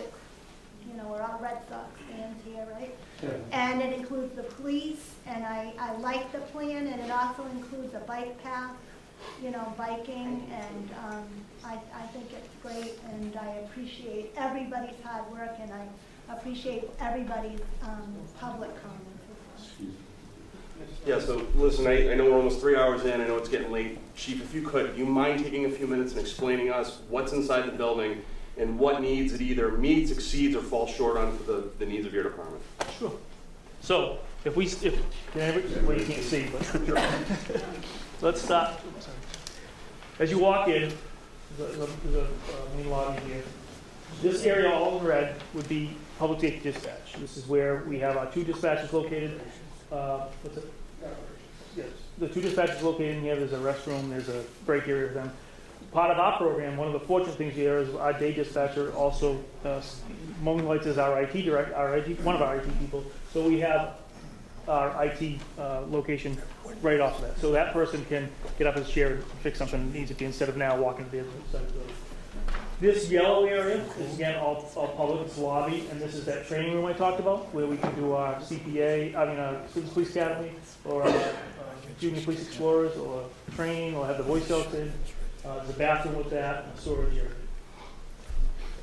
This whole area back over here, at the top, is our Sally Foot. So it's designed on that plan for a cruiser to be able to drive in, or an ambulance. The doors close, the person gets out of the cruiser, they go in from the Sally Port into the secure area of the booking area. They're processed, they're fingerprinted, their pictures are taken, and they get held temporarily in one of these cells. In that is also a secure interview room, so if you had to interview a bad guy, that's inside of it. Or a bad girl. Could be. It's hard to see, sorry. So then, this hallway that comes off of the lobby has 2 small rooms off it, which we don't have right now, but we have to do. One of the things that happens is police officers have people come into the lobby that want to report a crime, or want to apply for emergency restraining order, or report that, again, a crime that they're had domestic with their husband and wife. And now that conversation takes place at a half door in our little lobby. So we created an interview room so that person can come in and, in private, talk to our police officers and not have their business exposed to the lobby. Next to it is another very small office space, and that is for permitting, for license to carry issues. So currently, again, as I said before, we bring out people into the booking room to do it because that's where the fingerprint machine is, and so the same place where we book a prisoner is the same place that a citizen who wants to apply for a license to carry comes in and gets processed. This will give us a room to be able to do that out of that. From there, this larger room here is our records room where all the paper records are maintained. There's a window off the lobby so that somebody coming in to get records can deal with that person instead of, again, dealing with that half door that's currently in our lobby now. As you move down the hallway, we've got this brownish area here is all our evidence. So when somebody gets booked in here and we take some type of evidence off them, a firearm or some drugs or anything like that, There's a set of pass-through lockers that our officers come out, put the evidence in those lockers, and then our detective who processes evidence can go inside where it is, bring that evidence in, process it, and store it in evidence room like it's supposed to be. Not that it isn't now, but it's in our garage right now, in a room in the garage. It needs to be in a more secure location. It shouldn't be giving away secrets, so don't anybody talk to defense attorneys. This is office space. We are moving forward, as I mentioned before, with a program to actually have detectives, to have more trained people that can follow up on some of the crimes that happen in town. Nothing against our patrol officers. We have some of the best police officers and patrol officers that I know. But being a detective, as I was in New Bedford, takes a little more training and stay up on top of that. Patrol officers are the backbone of what we do, and it's very important. They go out there and they document what they see and they bring evidence back. But we need to be able to further investigate some of those things. And currently we don't have that capability as we should. So as we move forward, we'll need office space for that. So that's this office space here. This is a conference room that's shared between my office, the detectives, and the second command, so that when people come into our station that need to meet with me, or when detectives come in and need to meet with our detective division, there's a room that they can have to meet. Currently, if you come in to meet with me, you come into my office, there's a little tiny round table, I know that some of you have been there, and it's pretty messy. So this gives us a more professional way to do that, and it's a shared room, so that it can be used for numerous different reasons. One of the things that happens when we work in corroboration with other detectives from other towns is we might have 6 or 7 detectives come in to help out with a case, but currently there's no place to put them. This gives us a room they can work out of. Then there's my office, my assistant's office, and the second command's office. Moving down on this side, we have all of our patrol functions. So there's an office that has the sergeant's office in it. We have 4 sergeants. They each have a desk. There's a patrol room, which is where we would do roll call or anything like that. Sometimes we do online training. That might happen in there. There's another interview room in that office, and that's because of today's modern society. We have to have what's kind of called a soft interview room. If we're going to bring juveniles in at all, which the laws basically say you can't arrest juveniles, we have to have a place to put them that's not a cell, that has a couch, that somebody can sit with them, watch them, and make sure that their needs are taken care of. It's the way it should be. It's not the way it used to be. It's the way it should be. But we have to have a special room for that in the station.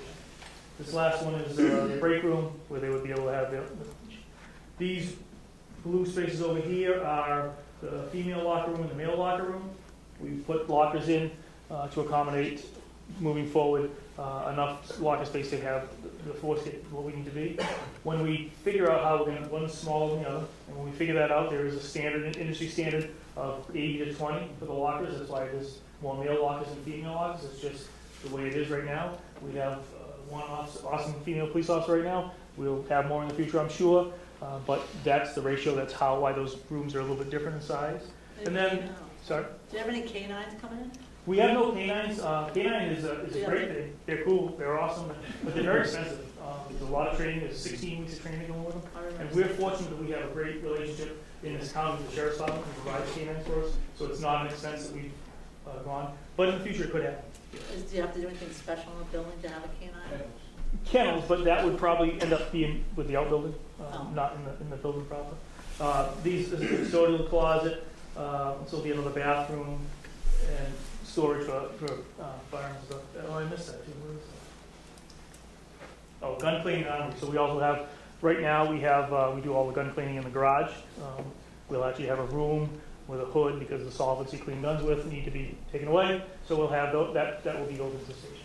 And that about covers there's 2 mechanical rooms here, mechanical and electrical. That covers this is the police station proper. Everything that's gold is not secure, is where the public comes in, is not, anybody can have access to it. There is a bathroom there, so if somebody comes in and needs a bathroom, there's a bathroom. Everything past that in this building is secure. You need a passcode to get through or such. There are 2 entrances for our employees, here and here, and then the main entrance to the building is over there. That's the building proper. That's Where are the cells? right here.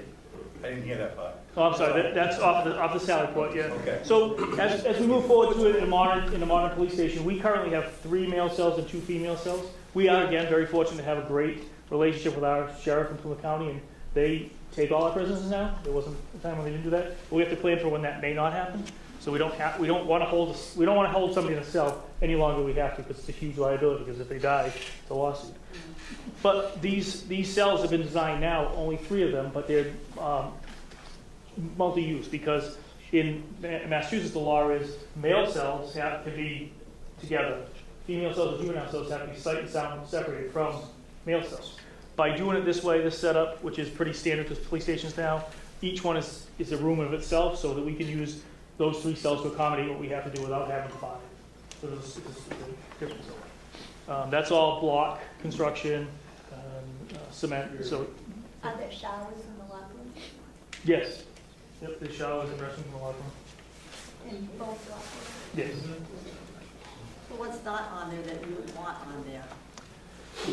Well,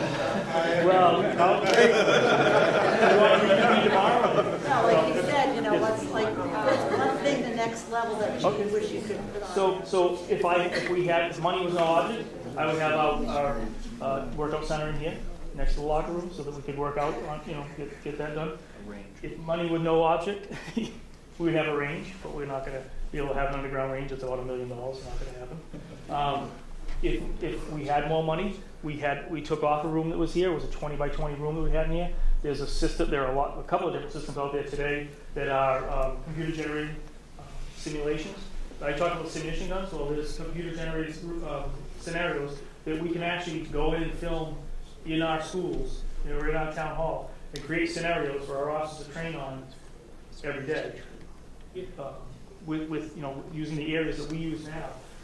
And that training is almost more important, not more important, but almost as important as the marksmanship training, because being able to hit a target is very important. We train on that all the time. And you don't have that in this building? We have no way to shoot inside the building. We still use the sheriff's pocket trailer.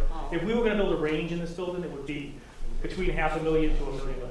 But like the virtual reality? So that's what the room I talked about that we took off, the 20 by 20 room that we took off to save money. That would be that. What we've done is we can put that room inside this room that will hold 40 people by moving chairs. We worked on it, so we worked it out. But if we had our brothers, I'd make it bigger and not, and have it separate. Because having access to that, our officers who are leaving shift might spend an hour in there working on decision-making processes of when to shoot, when not to shoot, when to use a taser, when to use a firearm. It's very important, especially moving forward in this day and age, but we just can't afford to have that. But other than that, the station has, could use a couple more bathrooms, I think, in the locker room we talked about. We're working on that. But it is sufficient for the number we have now, which is 16, and the number we'll probably get to within the next 20 years, which is probably about 22, 23 officers. And they will fit in. Over 100 feet? And then, so we still have this too. This is the outbuilding we talked about? I have a quick question. Sure. And Bob, I saw you then. For our female police officer over there, I'm on the veteran government website, and it's showing that the female police officers have to have the same amount of space as the male officers. Is that correct? Do you know that? So the lockers. I'm just like thinking ahead. So the lockers will be the exact same size. We won't have as many. What I'm saying is use a ratio of how many male officers to female. The lockers. Just throwing it out. You might want to check. Thank you. You're welcome. Studio apartment again. So again, to save money, we've talked about an outbuilding. Pretty standard in a lot of police stations now is an outbuilding. Duxbury has it, Middleborough is building, Marion has it. And it's, again, we talk about how do you build space more economically that doesn't need to be in a secure building, but could be in a secure backyard. This space is where we found bicycles, where we put fenders from car accidents, where we would park a car in here if we had to, if we were going to process it for fingerprints and stuff like that. In this area, we store our cones and our flares and stuff like that. Stuff that doesn't need to be inside the expensive police car. We need this space, but we tried to save the money and come up with a better, cheaper way, more economical way of building the station and getting the space we need, because money's tight. The building like this in Middleborough, Joe can speak to, I think came in with a price of $750,000. They will get, not local quality, but the vocational school to build it at $120,000. So we'll be looking to do something like that.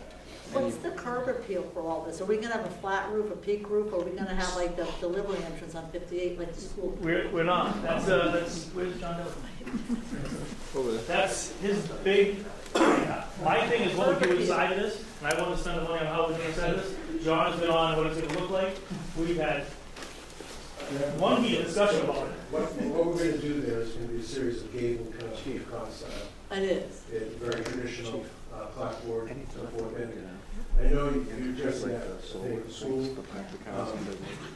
So I want to address that.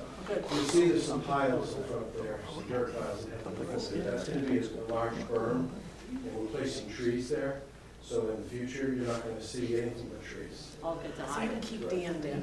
So that's what we're doing. I can keep. I mentioned that when I was up here before.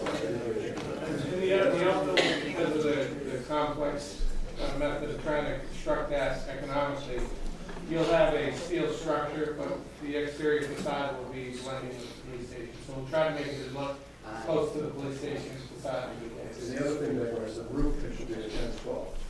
So those of you that rise overrun, so you'll see it very similar, look very, very traditional. I'd say it's very similar to the fire station. So you're saying it's a wooden building though? No, well, it's, what you have there, it's a slab on grade, support foundation slab. Then it's structural steel, which in the sense of, it's structural steel, so there's perimeter columns. And then in between those steel columns is metal studs. Those are called curtain walls. So the building's actually held up by legs, think of it that way. And then insulated, and then plywooded over, and then insulated, and then clapboarded and shingled. And I've asked that we put in the peaks, maybe some decorative shingles, like half rounds, diamonds, or something to really make it snappy and mix it up with clapboards. Maybe do the gable ends with shingles in front of the clapboard. So we're still going through that. We're not at that phase yet, but I'm heavily involved. So what he said, I want it to look good, but I don't know how it will. And are we gonna change the mailboxes on the sidewalk, because you can't get a wheelchair through there? Well, I think looking at the campus piece addresses all that, to really take a fresh look at the whole landscape and perspective of the whole area. That's the beauty of everything at once. Is that you can really look at the wheelchairs, you can look at bicycles. I mean, when I'm doing office buildings, I'm putting 3 electric car stations in there. I mean, everything's changing. Bicycles are a huge piece now, electric cars, all kinds of things you have to address now. That wasn't even on our radar screen when we used to pass it. You all set? All right, I gotta go back to the playground over by the ball fields. I think it's a poor location all the way back there. Also, bathrooms, you say the playground's gonna be built, but what about bathrooms that are there? Who's gonna keep those bathrooms clean? When are they gonna be open, available during the winter time? You gotta shut it down, turn it back on. People may wanna use it, they're gonna use the woods or whatnot. So I mean, you have to, here you don't have to do that. The building's open, so you just go in here. But that's just another place that the town's gonna have to maintain over there. Well, Bob, that was part of the point of looking at who we determine the building to see what that could be done there for a community area or whatever area. And rebuilding the bathrooms out there and rebuilding fresh bathrooms that accommodate folks that need assistance in bathrooms and all these other things. We're gonna make sure that those bathrooms are accommodating and accessible to all, regardless of what the situation is. Okay. Which is what we don't have currently. And aesthetically pleasing. So I kind of want to go back to the location of it. Was ever behind the EMS building ever a location? Yes, there's a septic system back there. Okay. Was there Savory Meadows, Savory Ave, right outside there, where they're going to put a ball field? Was that ever put out as an option? And as you asked me before, I guess there's something on that. Yes. Okay. But outside the cemetery over here, there's another place over there that has acreage that the town has. Well, we looked at many sites off-site, but the focus was to do it on the campus here, next to the fire station, where it's visible has been discussed. What you also have here is you have a town water supply, which wouldn't have to be replicated. If you move it off of this campus, now you've got some additional significant costs for moving it anyplace else that wasn't where the chief of the department wanted it, so we didn't spend a lot of time looking at those other So it things. brings me back to options of providing options to the selectmen. Just having one option, I don't think is right. I think you have to have a couple of different options going to the selectmen's meeting. If that doesn't pass there, where you at? Now you're back to the stage one. You go back and say, all right, well, what are we gonna do now to bring it back? The selectmen, in all fairness, charged us to do all that yeoman's work, which we did. And we did all the work. We looked at all the things. We looked at, like, we was just mentioning, again, the development somewhere else, in the well area and everything else. We looked at all those things. That's what we did. We worked tirelessly at that. And that's the work that we're doing, and we're presenting our finding to the selectmen, and there is a representative of the selectmen, there's another selectman at the meetings periodically as well. So, the work has been done, we've been entrusted in that, and that's what we're delivering. If for some reason the selectmen don't want to go forward, that, you're right, we're back to square one, and that's what it is. But Bob, that is no different, and I need to bring this up again. For the police station committee, there was one alternative the committee came up with. For the record, all the police station meetings were at 8 o'clock, Bill? 8:30. Fire station? I'm sorry, fire station. Yeah. All our meetings were at 5:30, they were public meetings, that's where all the work took place for that. When we talk about the elementary school, 103 meetings were at 10 a.m. in the morning. That's when we met, actually we had two meetings, one at 10 and one at 10:30, where 103 meetings took place to do all the work. Yes, there was about 12.5 meetings that took place at night, but the majority of that was taking place in the morning. But again, that one came back with one final solution that was presented. That's what a committee's charge is to do, is to come up with the final option to build a program that's going to meet the chief's needs in the budget that's determined, and that's what this final solution is the committee's recommending. But there's a lot of people in here that have a different opinion here that we're presenting to you guys is to move it over, shift it over as another process to the selectmen. And the committee will take that into consideration tomorrow when they have the next meeting. They can't deliberate that on tonight, but they will take it into consideration at the next meeting. So just a quick question on the process. So for the committee meetings, were you ever asked to change the time? You had 18 meetings. Were No, you- the times were set up basically on when we could get everybody there. The architect lives in Connecticut, so he has to make the trip up here to be here. Can't be here. But did a citizen ever approach you? Just No one once? ever approached us to change How many the time. citizens attended the 18 meetings on average? Very few. We had a few police officers, we never had citizens. So I don't see that as a committee issue. I see that as our issue. The selectmen not being aware, you said one selectman, obviously you had one selectman there, sometimes the selectmen attended. We had 3 These different. these were publicly posted, they had agendas in advance, selectmen. Nowhere on the agendas was it ever any mention of the playground. You gotta go to the meetings, you gotta show up. Were you ever asked to come before the selectmen and present your status of where you were? We were asked to come forward.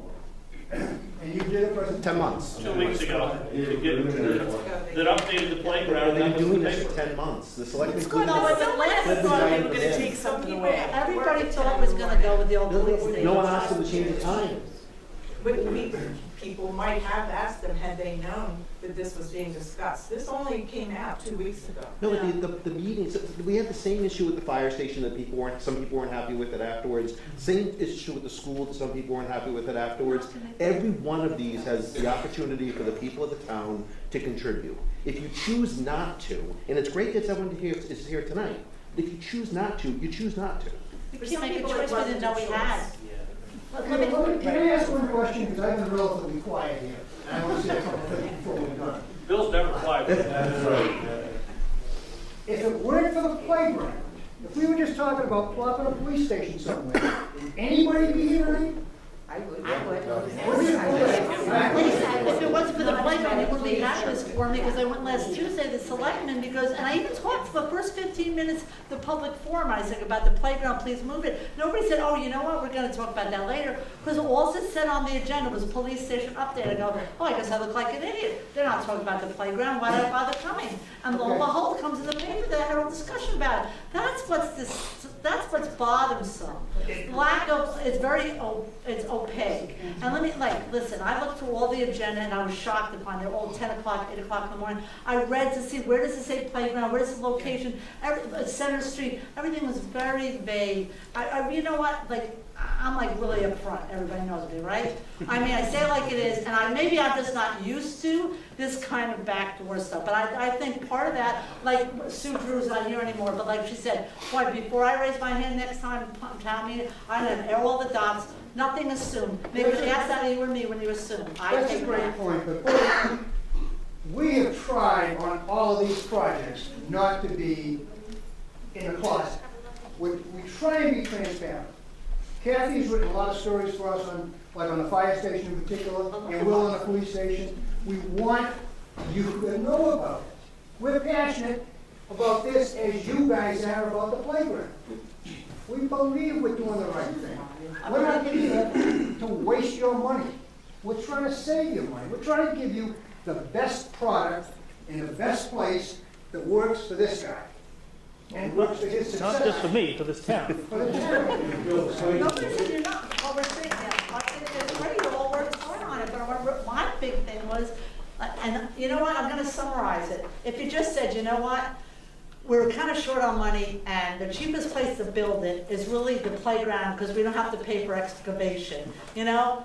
And we're gonna, really is what it comes down to. It's cheaper because we don't have to do too much to get rid of it. It is cheaper, but it also gives us the location. It is. And you know what, that would have been like, something you can deal with. If you really want the public to go along with it, you get them from the ground up. Like I said, everybody who voted for that police station, I bet you they thought it was gonna go with the fire station. No, or a lot of people maybe. I don't think anybody really thought they were gonna like take something away. There was a plan many years ago about that. And that, they're all on the website, but I've been So we here. trusted you, I know you do a lot of work, and stuff, but we're just saying, you know. There's a lot more than just that. You can't, we couldn't afford to do that police station. That police station would have given 20,000 square feet, and there's no way, we couldn't even attempt to afford that police station. Not the plan that was put back then, it's just These not. 105 meetings that were on the school over here, that's babysitting and literally containing the contractor on a weekly basis, not running a lot. So watch this, we get a price of $7 million, holding it back, I'm telling you, it's a Herculean effort. It isn't easy, there's a lot to this, and we don't take the charge lightly here, it's a hell of a lot of work. I see that, I with my for husband one, works I on for it. one, being on these committees and trying to help out where I can, I have a back door to anybody. I've tried to make it, so we're looking at the whole thing. And I think we have a chance here, as I said, on the campus and everything else, to really look at it. We're gonna look at the whole picture. Something that hasn't come up here tonight, but I just want to make it clear that very few people in this room can possibly understand the bare bones cutthroat budget that he has to work with on this. He is our safety officer of the town. That's right. It's not only his people that he's taking care of, it's all of us. And his opinion Thank you, Chief. Thank you. Thank you. Let me ask you, if you thought, it's been suggested several times you should be able to move it, just slight, you know, I forget how far, just so. When you talk about the signage, that seems to work really well for hospitals. If you put signage somewhere, they seem to be able to find a hospital. And you can see it pretty well once you get anywhere closer, but if you just, those kinds of signs, I don't know why they wouldn't allow people to find where you are, just enough to be able to move it a little bit just to accommodate it. Is that out of the question, or is that? It's not, nothing's out of the question, but what we're talking about is what gives us the best station, the location, being on 58, and the cost savings of, I'm told, moving the playground versus clear land. That's where it comes down. It's traffic relay. Yes, but for the station itself, we need to save as much money as we can. Directly across from that fire station, hopefully lets us not have to put a tower. The tower is probably $100,000. But we need to be able to be in communication with the fire station across the street. We do that by microwave transmission, and we have a tower at the old police station, we have a tower at the new police station. Very expensive things. In this plan, with it directly across, I'm told we can just put the dish on the outside of the building and shoot directly across the street to the fire station. There's some savings there. We're looking at any time we can save $1, because we are very limited in this budget to do this. I'm not sure how we're going to do it in this budget myself, but we're trying to find every way to save money on this. Could the people that are advising you on this, whoever that is, would they be willing to at least listen to the movement, slight movement that might get where it needs to be for the plan? Is that possible? Again, that's, if the selectman charges of that tomorrow, say that they don't want to do this one, yeah, then we'd have to come back and do something about it. I think the committee's here listening to all this input. They're gonna have a meeting tomorrow at 5 o'clock. They're gonna deliberate on what they've heard tonight. They may choose to modify their proposed motions for tomorrow night, they may not. But certainly, everyone's more educated, I think, on the audience side versus what was done on social media compared to what you've heard today and saw the plans. At the end of the day, everyone has more information. And where that leads, well, you have to be determined because there's that meeting tomorrow, but we'll see where it goes. And I want to just emphasize the chief, one other thing that he mentioned, is that when we presented this to town meeting, we were very clear that we did not have a site. There would be a selection process, and we would find a preferred site that we would do. And that's what we've done. We've also made it clear that we may have to go back to town meeting for some additional money for the police station down the road, because until we get the final design in, until we get the final piece in, we don't know what that final cost is going to be. We know we're very tight for getting it under this budget. We're going to try to make it work. If we can't make it work, we're going to go back for some additional money. But we're going to make sure that that additional money comes out of one-time money that doesn't impact in raising taxes, nor will we go forward with a debt exclusion or a debt override. We're going to find a way to solve the problem within our existing budget as we built all of these buildings and as we've, really been had a lot of scrutiny on our finances and how we've developed that over the last 4 or 5 years. I just want to point out a couple of real quick things. I think that it's very distressing to me that the elephant in the room is that people are afraid if the police station is near the playground, that predators will go to the playground. I mean, the police station's right down here. They could just as easily go to the playground. And the other thing, because we really thought about this when we designed our playground, we didn't want it behind town buildings, off in the back, in the woods somewhere. We wanted it where it was visible. And the thought of having a police station right near us was one of the reasons that we were excited about it. The plans showed it could work, more than enough room.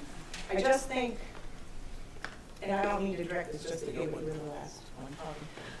I don't know that I just think that it's a little misleading to suggest that if the playground's over there, that's better than if the playground's over here with the police station, because that's out of the way. Our committee nixed that a long time ago. And I respect that. And maybe we should not put a little top lot over there too, because, it's right near the police station. I mean, see, that's the road that starts to go down. That is all what it is. If we start with everything, we won't get anywhere tonight.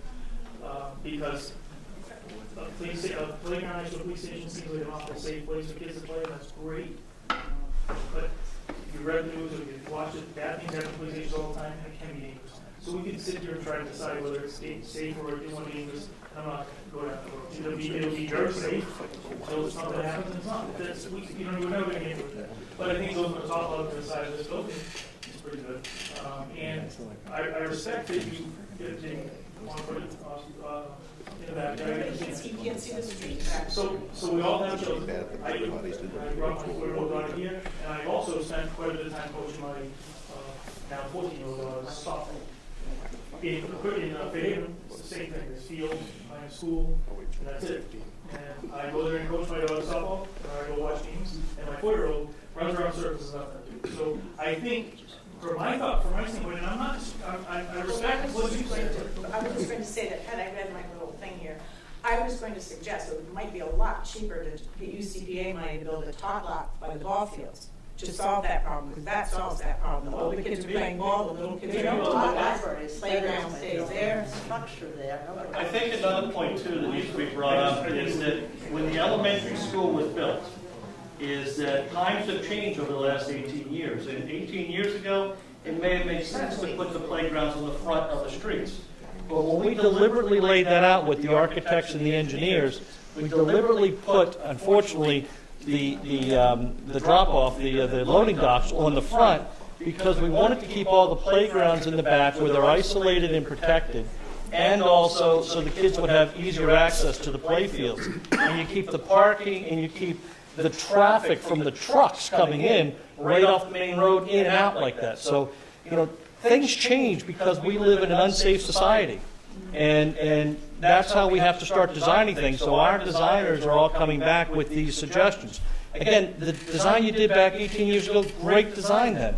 But times have changed, and we have to make some adjustments on that. Community space and visibility doesn't change. We could put it where the old police station was. And Mark, what were you going to say? You haven't actually finished what you were trying to say. So my thought process was, when I would help her, how would I use it? I would like to have a playground for my younger daughter, play on, my daughter at the ball. That's how I thought of it. I don't know, I don't spend a lot of time at this thing, but I spend a lot of time in my office, and I look at the ball fields, it seems like a lot of people. So to me, my thought process was a playground over there would probably be serve more people. Respecting what you say, I agree. Excuse me, Angelo.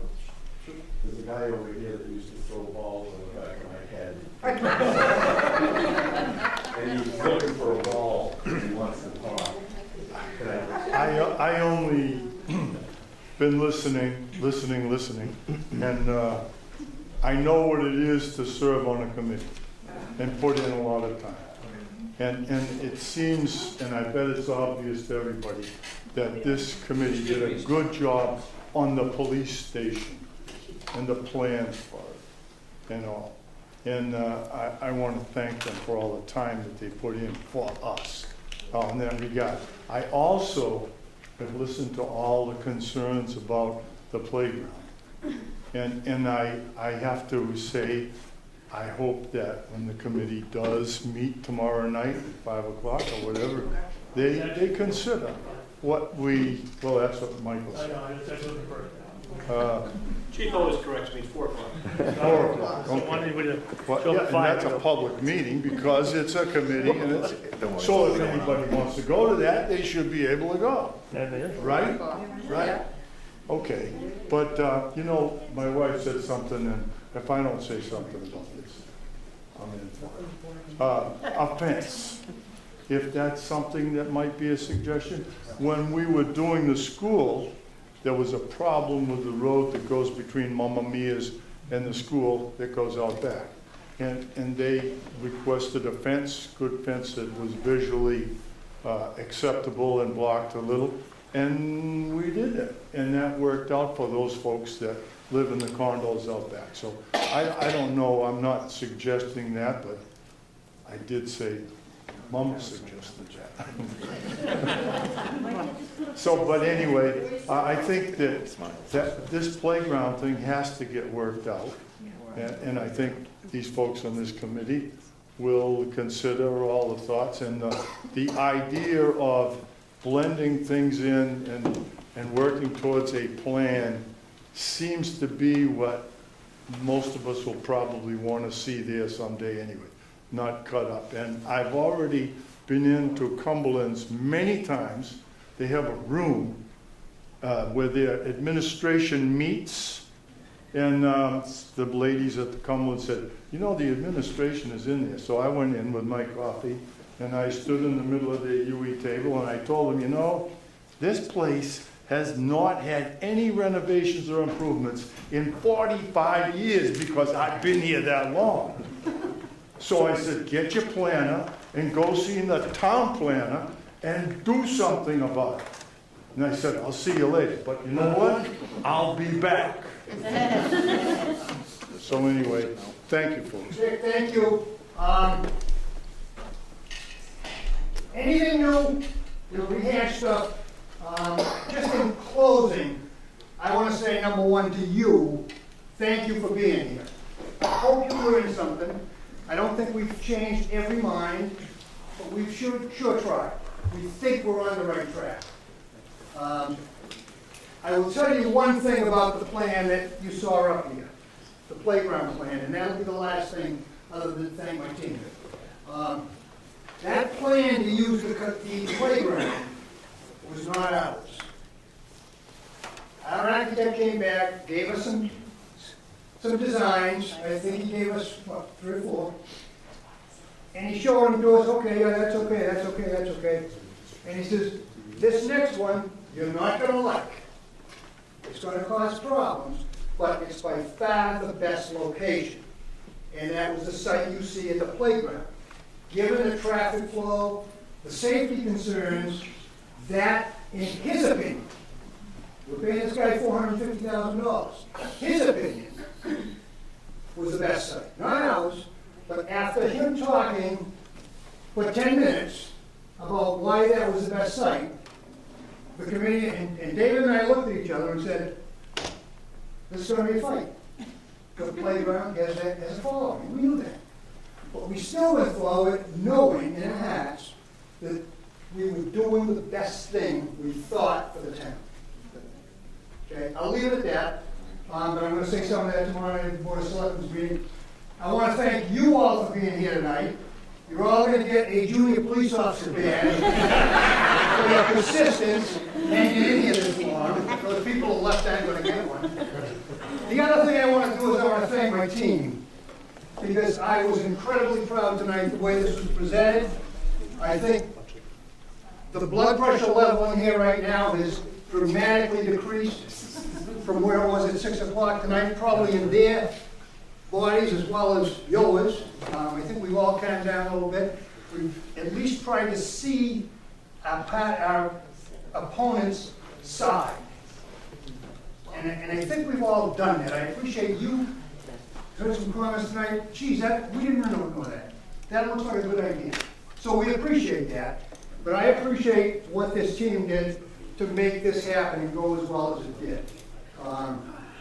I looked in here at one point about 6:15 and I said, my God, a train wreck, and I had a vision of another time when I was in this room doing a similar thing.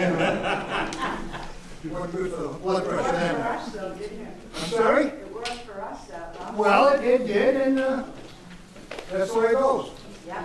So, and again, thank you very much